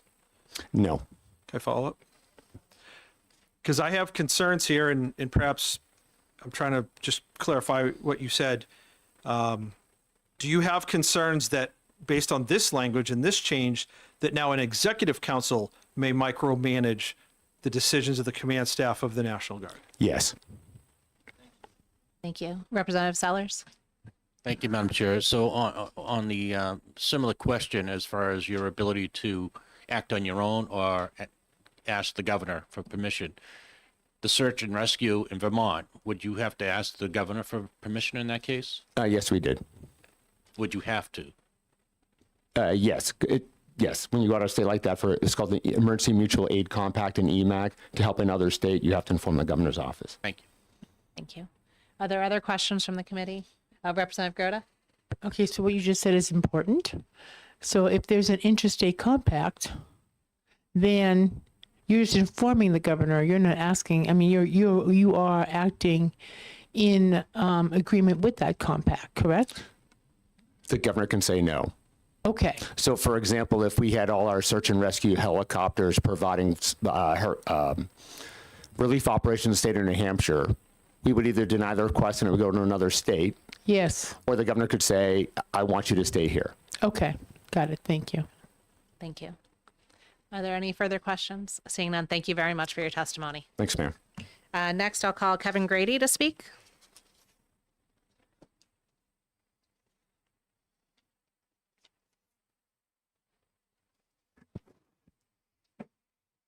Thank you, Madam Chair, ladies and gentlemen of the committee.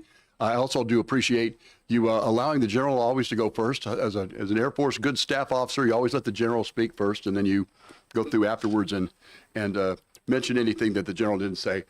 For the record, my name is Kevin Grady. I am a 28-year veteran of the town of Hooksett, and I'm a 25-year veteran of our Air Force. Today, I'm here representing the 20 member organizations of the State Veterans Advisory Committee. And since I haven't seen you folks this go around, we're chartered by state RSA 115:A-8. You can also find us through the Department of Military Affairs and Veterans Services website. And our job is to sort of speak for the veteran community in New Hampshire. And we've got 20 organizations whose names would be familiar to you. Things like the American Legion, the Veterans of Foreign War. I particularly represent the Air and Space Forces Association. As their legislative chair, I go through all the bills that are coming before you folks in a cycle. There are 29 of them this time that we think have veteran interest. When the language comes out, we take a position on them, and then I come and I tell you what that position is. We oppose CACR 26. And I'm just going to go into a couple of reasons. The general's already mentioned some of them. The first is that the bill itself, if you read it, is unclear. Okay? On the front page, it says, providing that the governor shall not call up the National Guard without the approval of the Executive Council. That means every time the Guard's going to get deployed someplace, we've got to go ask these guys. That's what that means. That's not what it says inside in the actual language. In the actual language, it says if we're going to deploy the Guard, well, then the Executive Council could get together and they could have a vote and they could decide to not allow that to happen. Okay, so that language is unclear. And whenever you have unclear language that affects our National Guard, that really bothers us a lot. The Guard is one of the best deals going for a state. They really have two missions and two masters, okay? They've got their national mission that comes from Title 10 of U.S. law, and then they've got their state mission through Title 32. The important thing for you to understand in all of it is that the federal government pays almost all of it, okay? If we're going to send somebody to do search and rescue in Vermont, the government pays us back for that, because if your mission as a Guard person is search and rescue, and you can do a real world search and rescue like that, or picking somebody off a mountain that they shouldn't be in the wintertime here in New Hampshire, then we'll pay for you to go out and get that training. We absolutely positively will. Okay. The other thing you have to understand is that the way Title 10 now, the federal thing, works, it specifically says in the rules, no one in New Hampshire gets to make a call. The federal government says, we're taking these forces, and they're just like they're on active duty in the military. They call them up under Title 10, and you could have this law, you could have the HB 104, the Defend the Guard bill, which we object to for the same reason. You could have all of that sitting here and go, hey, wait, we've got this. And they're going to go, forces? What forces? You don't have any forces. Those are my forces. I activated them. Here, those are on active duty. You don't own those guys anymore. Okay, so when you're trying to do this, you're introducing a layer of command in there that the federal government is going to ignore. They're going to just ignore it completely. Okay, so it doesn't make us look good as a state to do something like this, then try and send this thing, to Washington and say, if you call up our Guard, we're actually going to go ask these 5 people when they get around to it whether or not, these people can deploy. It's just. It's not the way the law reads. And a lot of these things are federal laws, because when you're paying the money for it, you get to make the laws. Okay? And the last time I checked, you've got that whole Schoolhouse Rock thing about federal laws trumping state laws where they're in conflict. So that's the main reason that we don't support this. It adds a layer of bureaucracy that is unnecessary. Frankly, what's the problem we're trying to solve? Look back in our history, and what's the problem we're trying to solve here in New Hampshire with this bill? That's all I really want to say, Representative. I know you want to keep us short on time. Thank you. We just try and do that to just make sure that we're consistent amongst everything. But I let you continue with those thoughts on that statement, because you were providing valuable information to us, and we were able to do that. So thank you. Are there questions from the committee? I know that you were very thorough in what you were saying. No, I think that what you laid out spoke for itself, and I appreciate your testimony. Thank you, Madam Chairman. I appreciate that. Thank you so much. Okay.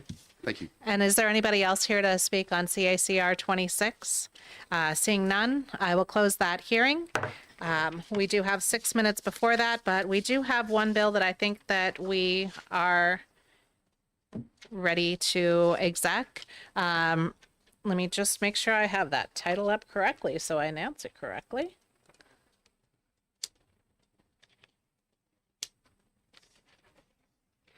So I would like to open an executive session on House Bill 1126, repealing the certification requirement to perform residential mold assessments, and recognize Representative Slotgy for a motion. Thank you, Madam Chair. I would move ought to pass. I'll second. Thank you. Representative Slotgy, would you like to speak to your motion? Thank you, Madam Chair. I would. This is a repeal of a license mechanism that, as I'm aware of it, no one currently takes advantage of. The scope of this certification, I think, is the proper way to say it, is so narrow. Nobody feels the need to acquire one, if I'm correct in the facts. So repealing this should have no impact. And yeah, that's about it. Thank you. Representative Greta, would you like to speak to your second? Yes. So I did quite some research on this. I contacted schools. I contacted mold remediators, and basically the schools work with remediators who deal with many components of disasters and cleanup. And the certification itself, there is no OPLC license. So OPLC would not be affected in any way here, and there's no one who holds that license. Basically, it's a certification that it's a third-party certification to do that work, and you don't really need that RSA to get that certification. If you want to get it, you can get it on your own and do your own inspections. But and typically, home inspectors also do this work. So it's one of these things that at one time may have been effective, but is no longer, I don't feel. And being someone who is very careful about eliminating licensing, I feel comfortable with passing this bill. Thank you. Is there further discussion on House Bill 1126? If there's no further discussion, when the clerk is ready, if he can call the roll. Well, the motion is ought to pass on House Bill 1126. Representative Slotky. Yes.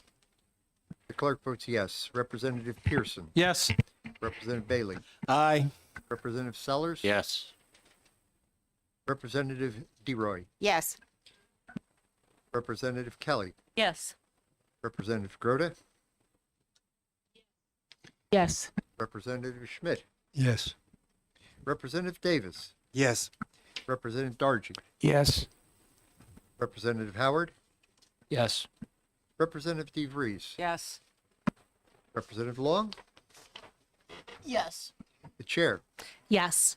15-0. The motion of ought to pass on House Bill 1126 passes 15-0. Is there any objection to the consent calendar? Seeing none, we'll put that on the consent calendar. Representative Slotky, if we can get that today, we could try and make the calendar for next week, if all goes well. Madam Chair, that was the 18th bill. That was the 18th bill. We have now come to final committee action on 18 of our 60 bills, and we've heard 57 of our bills. And with that, I will close the executive session on House Bill 1126, and we will wait the 2 minutes that it will take to start the next hearing. And if I could get a pink card from the prime sponsor of the next bill, I would greatly appreciate it. Oh, thank you so much. That's very helpful. Thank you.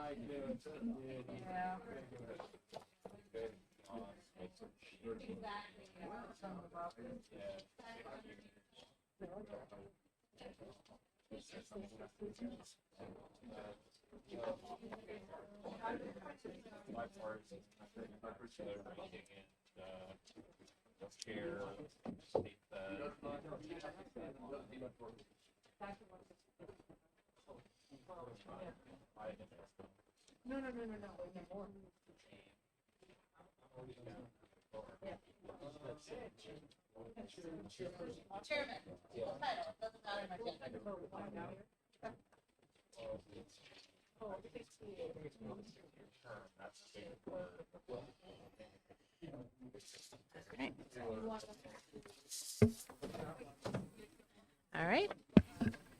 It being 2:00, I open the hearing on House Bill 1519 relative to the term of office and mandatory retirement age for the Adjutant General for the Department of Military Affairs and Veteran Services, and invite up Representative Michael Moffett, the prime sponsor of the bill.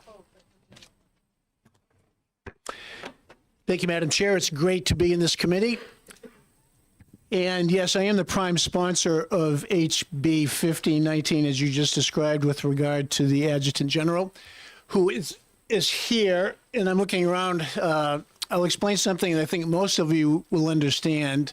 Oftentimes, we legislators are asked by constituents or friends or people to put a measure into play so that they can come and speak to it. And so this is a measure that did not flow from my own heart or bosom. I put this in at the behest of Executive Counselor Joe Kenny, Fighting Joe, as I call him, a fellow Marine. And it turns out that Fighting Joe Kenny at this time is at the State House. There is, I don't know if I want to call it an emergency meeting, but there's a special Executive Council meeting called by the governor inconveniently at 2:00 when this bill is being introduced by me. So my intent was to turn this over to Fighting Joe Kenny, and I messaged him a little while ago and said, I'm certainly here and will introduce the bill. I'm the prime sponsor. And he was going to send me some notes or send a staffer to explain in detail the thinking and the rationale behind his desire to see this measure introduced and to move forward. And his intent, clearly, is fairly simple. If you look at the measure, he wants to limit the term of office of the Adjutant General to 6 years. Currently, if you look at that at the RSA, it's 110-B:8, paragraph 1. There is not a term of office, so to speak, or a term of tenure. So his desire, for reasons that I wish he was here, quite frankly, to explain, is to have a 6-year term, if you will, or tenure of office, and also to reduce the mandatory retirement age from 65 to 64. So that's the changes that he sought. And why? Obviously, Councilor Kenny, Fighting Joe, saw a need to somehow align the way that the National Guard is administered or supervised to bring it more in line with other agencies or departments. And so the merits of that, you can all decide. That's all I have to say. I can try to answer questions, but those are the changes from Executive Counselor Kenny, and I will try to take questions as best I can, if there are any. Thank you. We are in that difficult spot where that meeting was noticed well after we were noticed, and we just have one of those conflicts. We may be able to at some recess this hearing until after the other one as well, if he is able to make it to us after his Executive Council meeting, assuming we're still here with our last bill of the day. But I'll recognize Representative Slotchie for a question, and then Representative Pearson. Yeah, thank you. Thanks for taking my question. Thank you, Madam Chair. Just a clarifying question, the intent of this bill, it would the governor still be able to appoint, like if a new governor is elected, be able to, and I assume the governor appoints this position, would a new governor be able to appoint a new adjutant general, or would this be a 6-year term and we would essentially skip appointment within the period of that term? That's a great question. I want to be a little bit careful how I answer that, because the existing model, if somebody is appointed as a commissioner or as is the Attorney General. That they have a specified term that would continue into the next term of the new governor. So in this case, is the intent of the originator of this idea to allow a new governor to have the discretion to replace at will the adjutant general? And that's a question I'm going to defer to Executive Councilor Kenny, who, again, as I said, was the originator of this idea. Thank you. Representative Pearson? Thank you, Madam Chair. So, this actually, the way I read it, does something that I don't know was intended. Because that pesky little two-letter word called "or." The way I read this, if you're 63 years old, you can be appointed to a 6-year term as adjutant general, which makes you done at 69 years old. The current law shuts you off apparently at 65. So if you're trying to limit this, I think you've potentially stretched it. Thank you for that observation.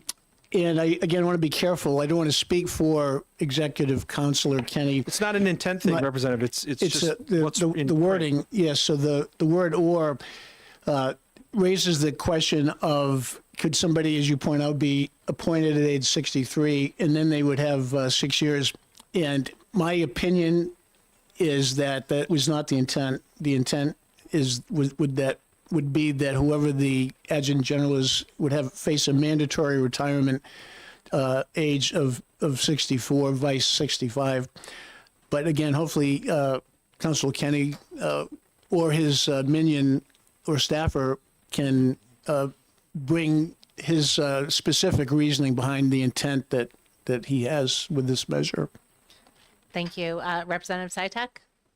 You, Representative Moffett, you said that this bring this into alignment with other agencies. Do other agencies have a 6-year limit and a retirement age of 64? No, thank you for that question. No, I think by bringing this into a somewhat more alignment with other agencies or departments, I think that entails more executive council say so in terms of appointments than exist now, which makes some sense because Executive Councilor Kenny is of the Executive Council. So my sense is that he would like to see the Executive Council have more approval power in this area than it currently has. Thank you. Are there other questions from the committee? Representative Gerda? I just want clarification of what you just said. So typically, when a governor appoints someone, there is a standard protocol by which the executive council can approve that nomination, correct? Correct. Follow up? Follow up. So are you saying then that the executive council would like more oversight and would get it as a result of this bill? Yes, thank you for that. In trying to answer Representative Sitek's question, my answer is how I see or sense the intent to be or was from the originator of this. And I will again say that my sense is that, and I wish that he was here I'm speaking for someone who I didn't anticipate having to speak for.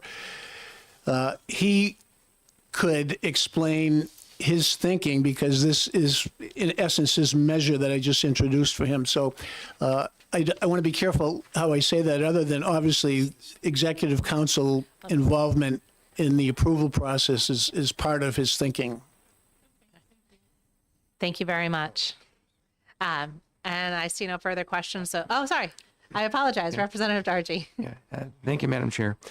Do you have any idea at all as to why the age limit was changed from 65 to 64? Thank you for that question, Representative. Honestly, that's a great question, and I would like to hear the answer to that too. And it won't come from me because, again, I did not originate this measure.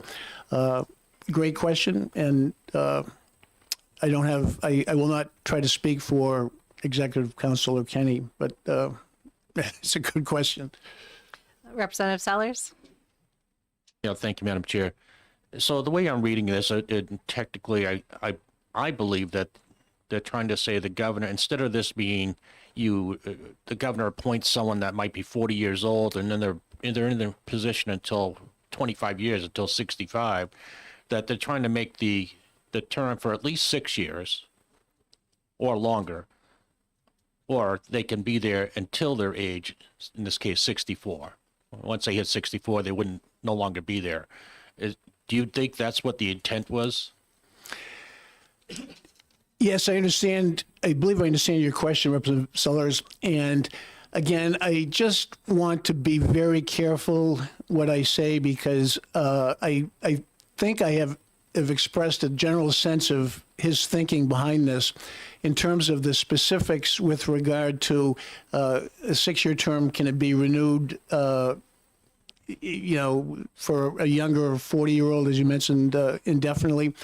I just want to defer to not the sponsor, I'm the official sponsor, but the originator of the concept, which is, again, Executive Councilor Kenny.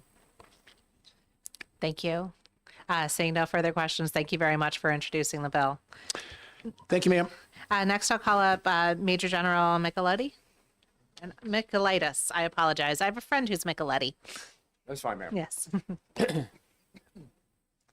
What's that? Yes. Good afternoon, Madam Chair, committee members. For the record, Major General David Michelitis, Adjutant General, Department of Military Affairs and Veteran Services. For the record, we are strongly opposed to this bill.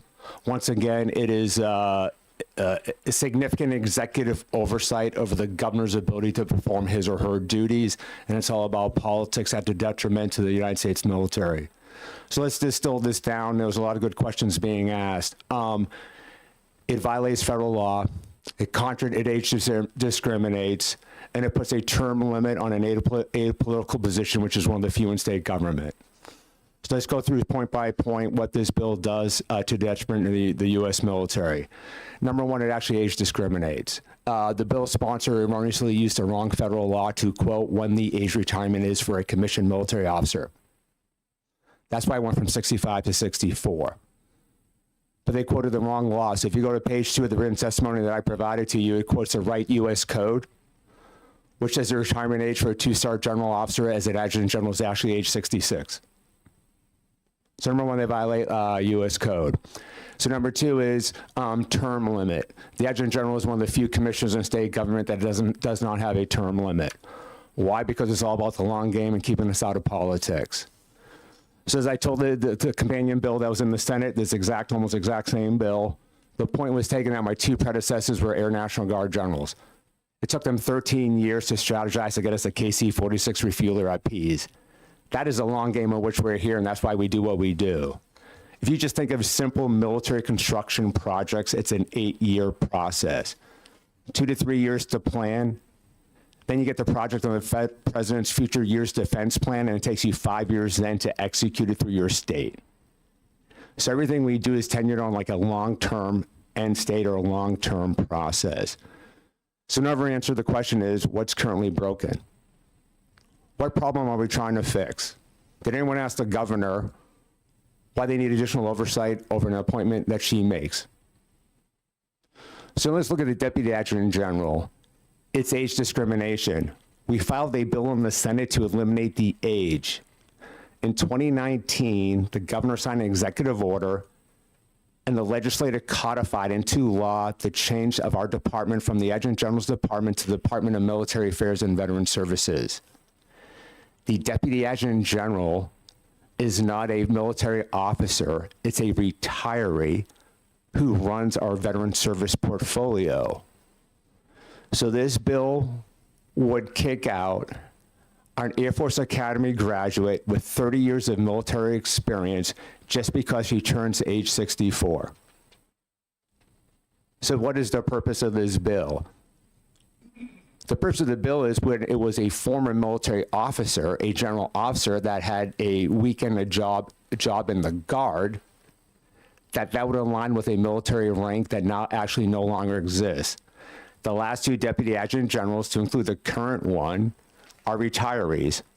What other state agency has an age requirement on a deputy commissioner?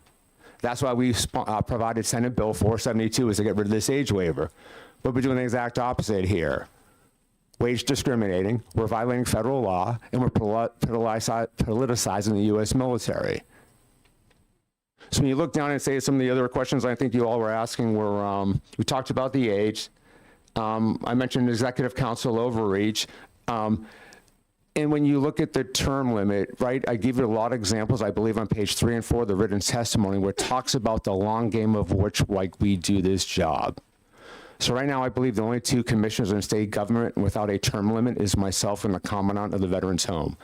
And there's a reason why for each of them.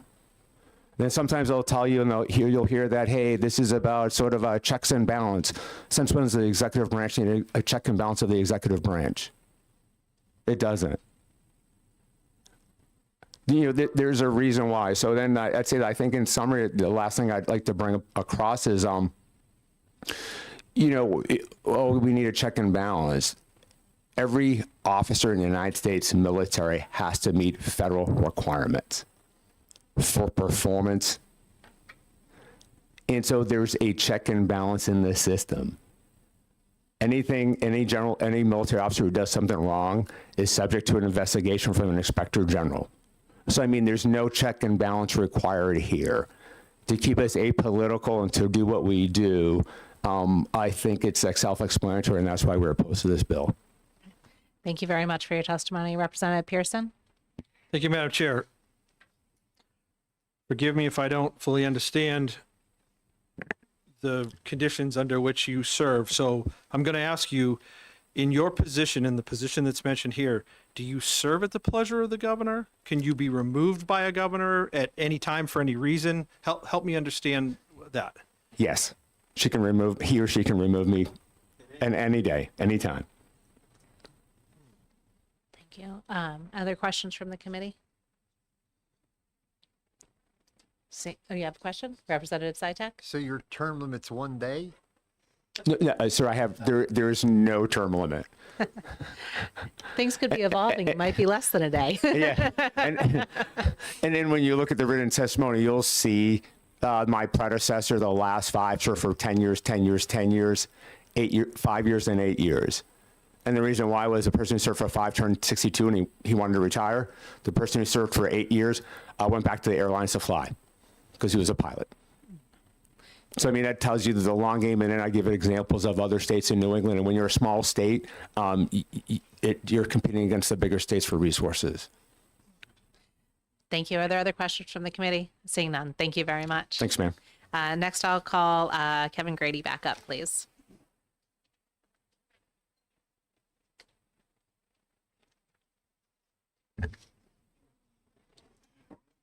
Thank you again, Madam Chair, ladies and gentlemen of the committee. Once again, for the record, my name is Kevin Grady, 28-year resident of Hooksett, 25-year veteran of our Air Force, and I am here testifying for the State Veterans Advisory Committee.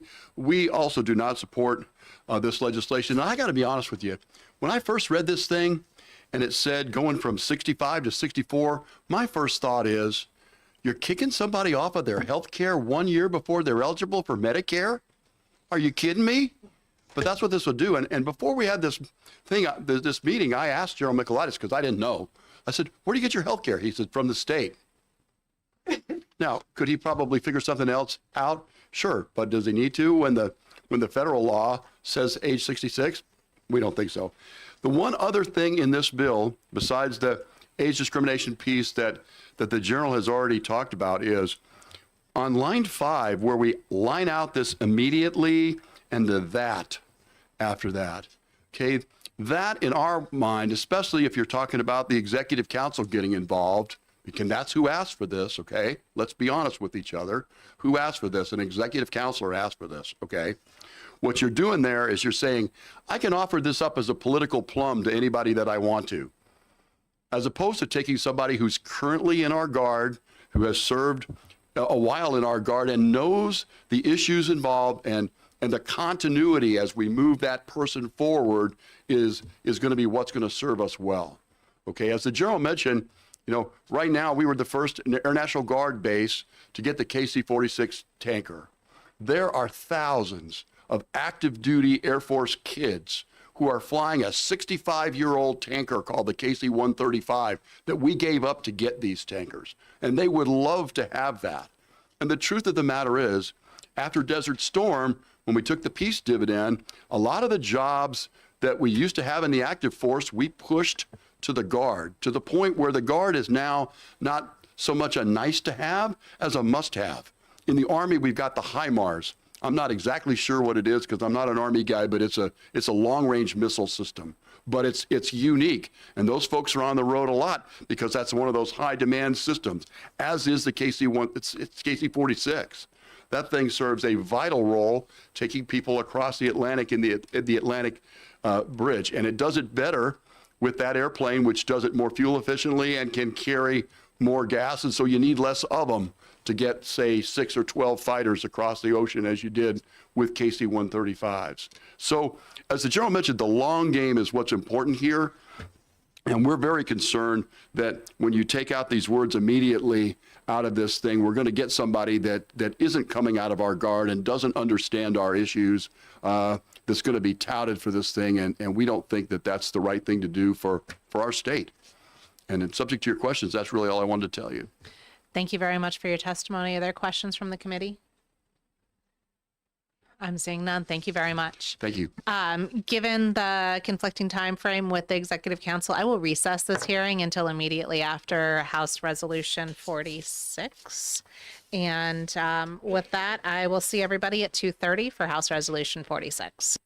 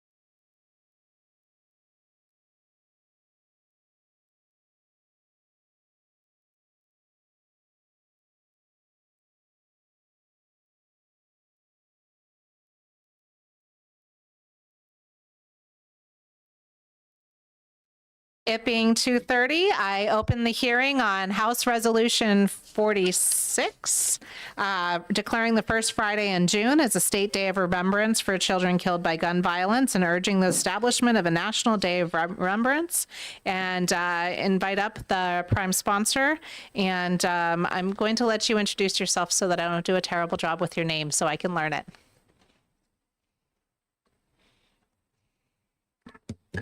No worries. My name is Suraj Budathoki. Bunatoki? Budathoki. Budatoki. Suraj Budathoki. Chair, Madam, committee members, as I said, my name is Suraj Budathoki. I represent Hillsborough County District 40. I've been living in this country, I think, since 2009. I live in Manchester, West Side. I'm here to support HR 46 because I'm the prime sponsor, obviously.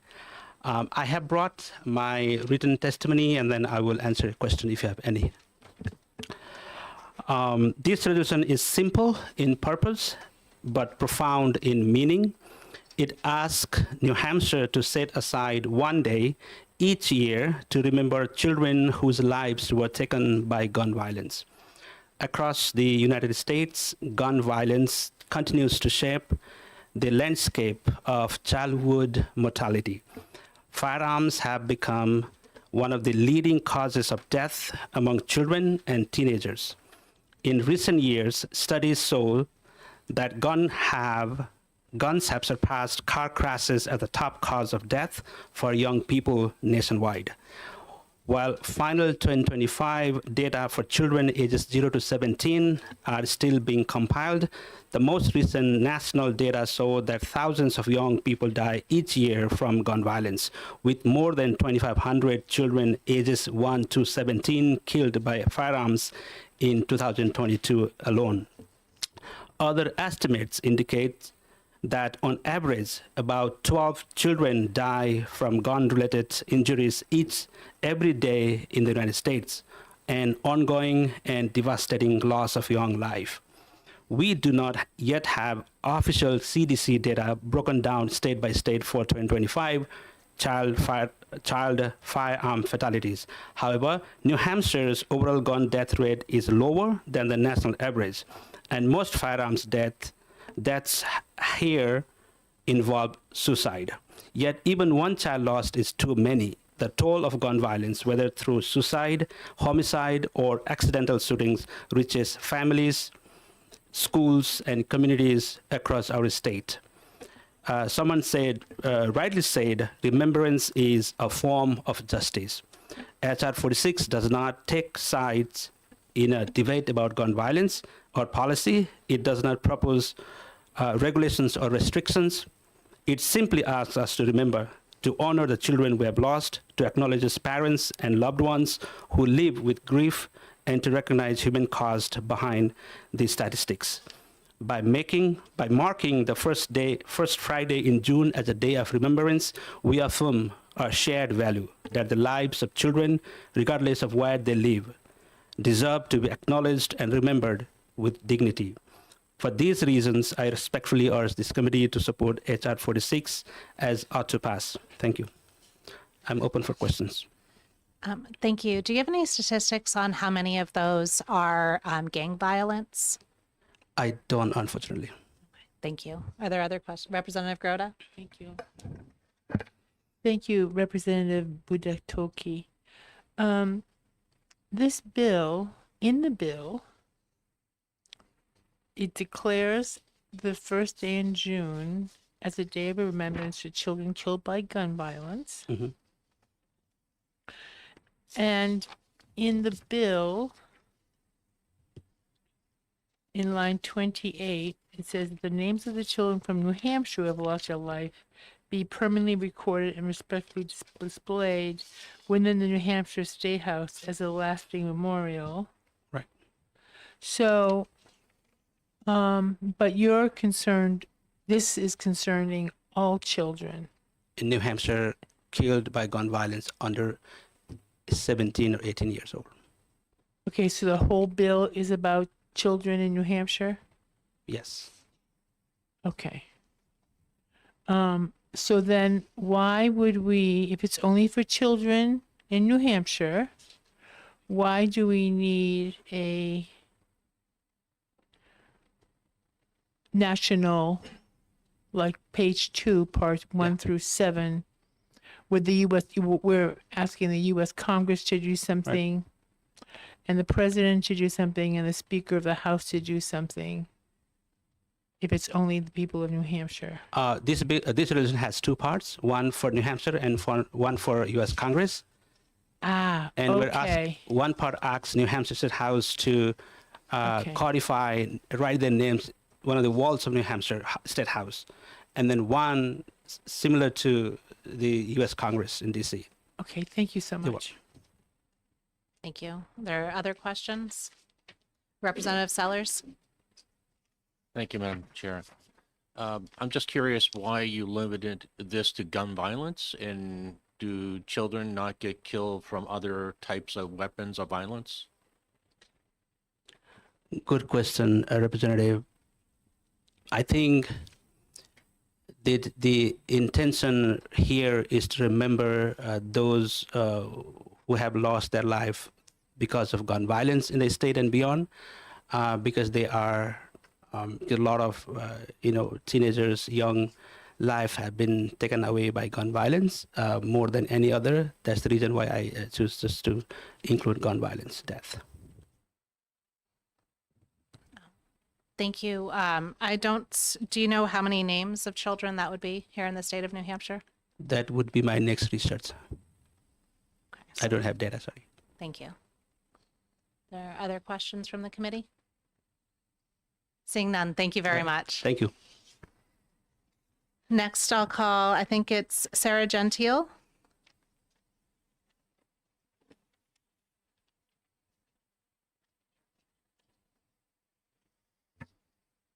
So, and we normally keep a 3-minute limit. I don't see anybody behind you, so don't give us a dissertation. Quick, sure. Thank you. Good afternoon. Thank you for the opportunity to testify in support of HR 46. My name is Sarah Gentile. I am a resident of Rochester, and I'm representing myself. I'm also speaking as a survivor of gun violence and a mom of 2. Being a survivor of gun violence and the trauma that comes with it stays with you for a lifetime. It reshapes how you move through the world and deepens your understanding of the lasting impact gun violence has on families and communities. For survivors and for those who have lost children, remembrance is both symbolic and deeply personal. Gun violence is the leading cause of death for children in the United States. More than 4,400 children die from firearms every year. Over the past 25 years, New Hampshire's 5-year average rate of gun deaths has increased by nearly 50%. Behind every gun violence statistic, there are children whose lives have been cut short and families that are forever changed. Recognizing children lost to gun violence gives families and survivors space to grieve, feel seen, and to know their loved ones are not forgotten in a country constantly rattled by gun violence. A day of remembrance does not take sides in policy debates, but instead acknowledges those losses and affirms that these lives mattered. The timing of this remembrance is also quite meaningful. Since 2015, communities across the country have gathered in early June as part of a movement called Wear Orange. It began after the tragic shooting and death of Hydea Pendleton in 2013. Orange was chosen because it is the color hunters wear to stay safe, a symbol of a goal I think we all share here, keeping people, especially children, safe in our communities. Here in New Hampshire, survivors, including myself, community members, and gun safety advocates gather in Portsmouth for Wear Orange and walk together across Memorial Bridge to Kittery. When we arrive, we share stories of loss and survivorship and speak openly about how gun violence has affected our communities. After sunset, the city of Portsmouth lights Memorial Bridge in orange, a visible act of remembrance and solidarity. I do have one concern about the bill. I did not see language about the families being made aware or giving permission for their children to be memorialized. Families experience grief in all different ways, and some may not want that public recognition. So I think including clear language requiring family permission would help make sure this remembrance is rooted in compassion, dignity, and respect. So I ask the committee today to support HR 46 with consideration for clarifying the language around family consent. And thank you for your time. Thank you very much. I had the same concern about some parents not wanting to do that publicly. Are there any questions from the committee? Seeing none, thank you very much. Seeing nobody else here for House Resolution 46, I will close that public hearing. As stated before, I will reopen the public hearing on House Bill 1519, but I do not see Councillor Kenny here yet. We will take his testimony by email if he sends that to us, and I will close that hearing. Thank you very much. With that, we have concluded our business for the day.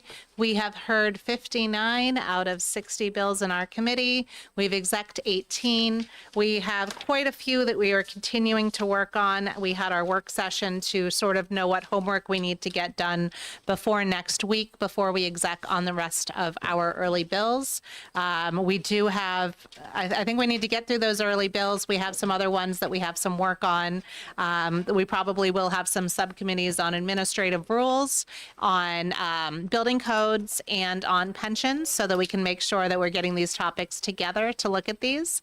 And with that, I appreciate all of your hard work. I will see you tomorrow in session. Representative DeRoy, did you want to speak? I did. Thank you, Madam Chair. I have two I just amendments. wanted to talk about those ones in caucus before we distribute Okay, them fully. I was going to ask you if you wanted me to give them out. Okay, I think we'll take a look at those in caucus first. Okay. Thank you very much, and I will see all of you tomorrow. Thank you.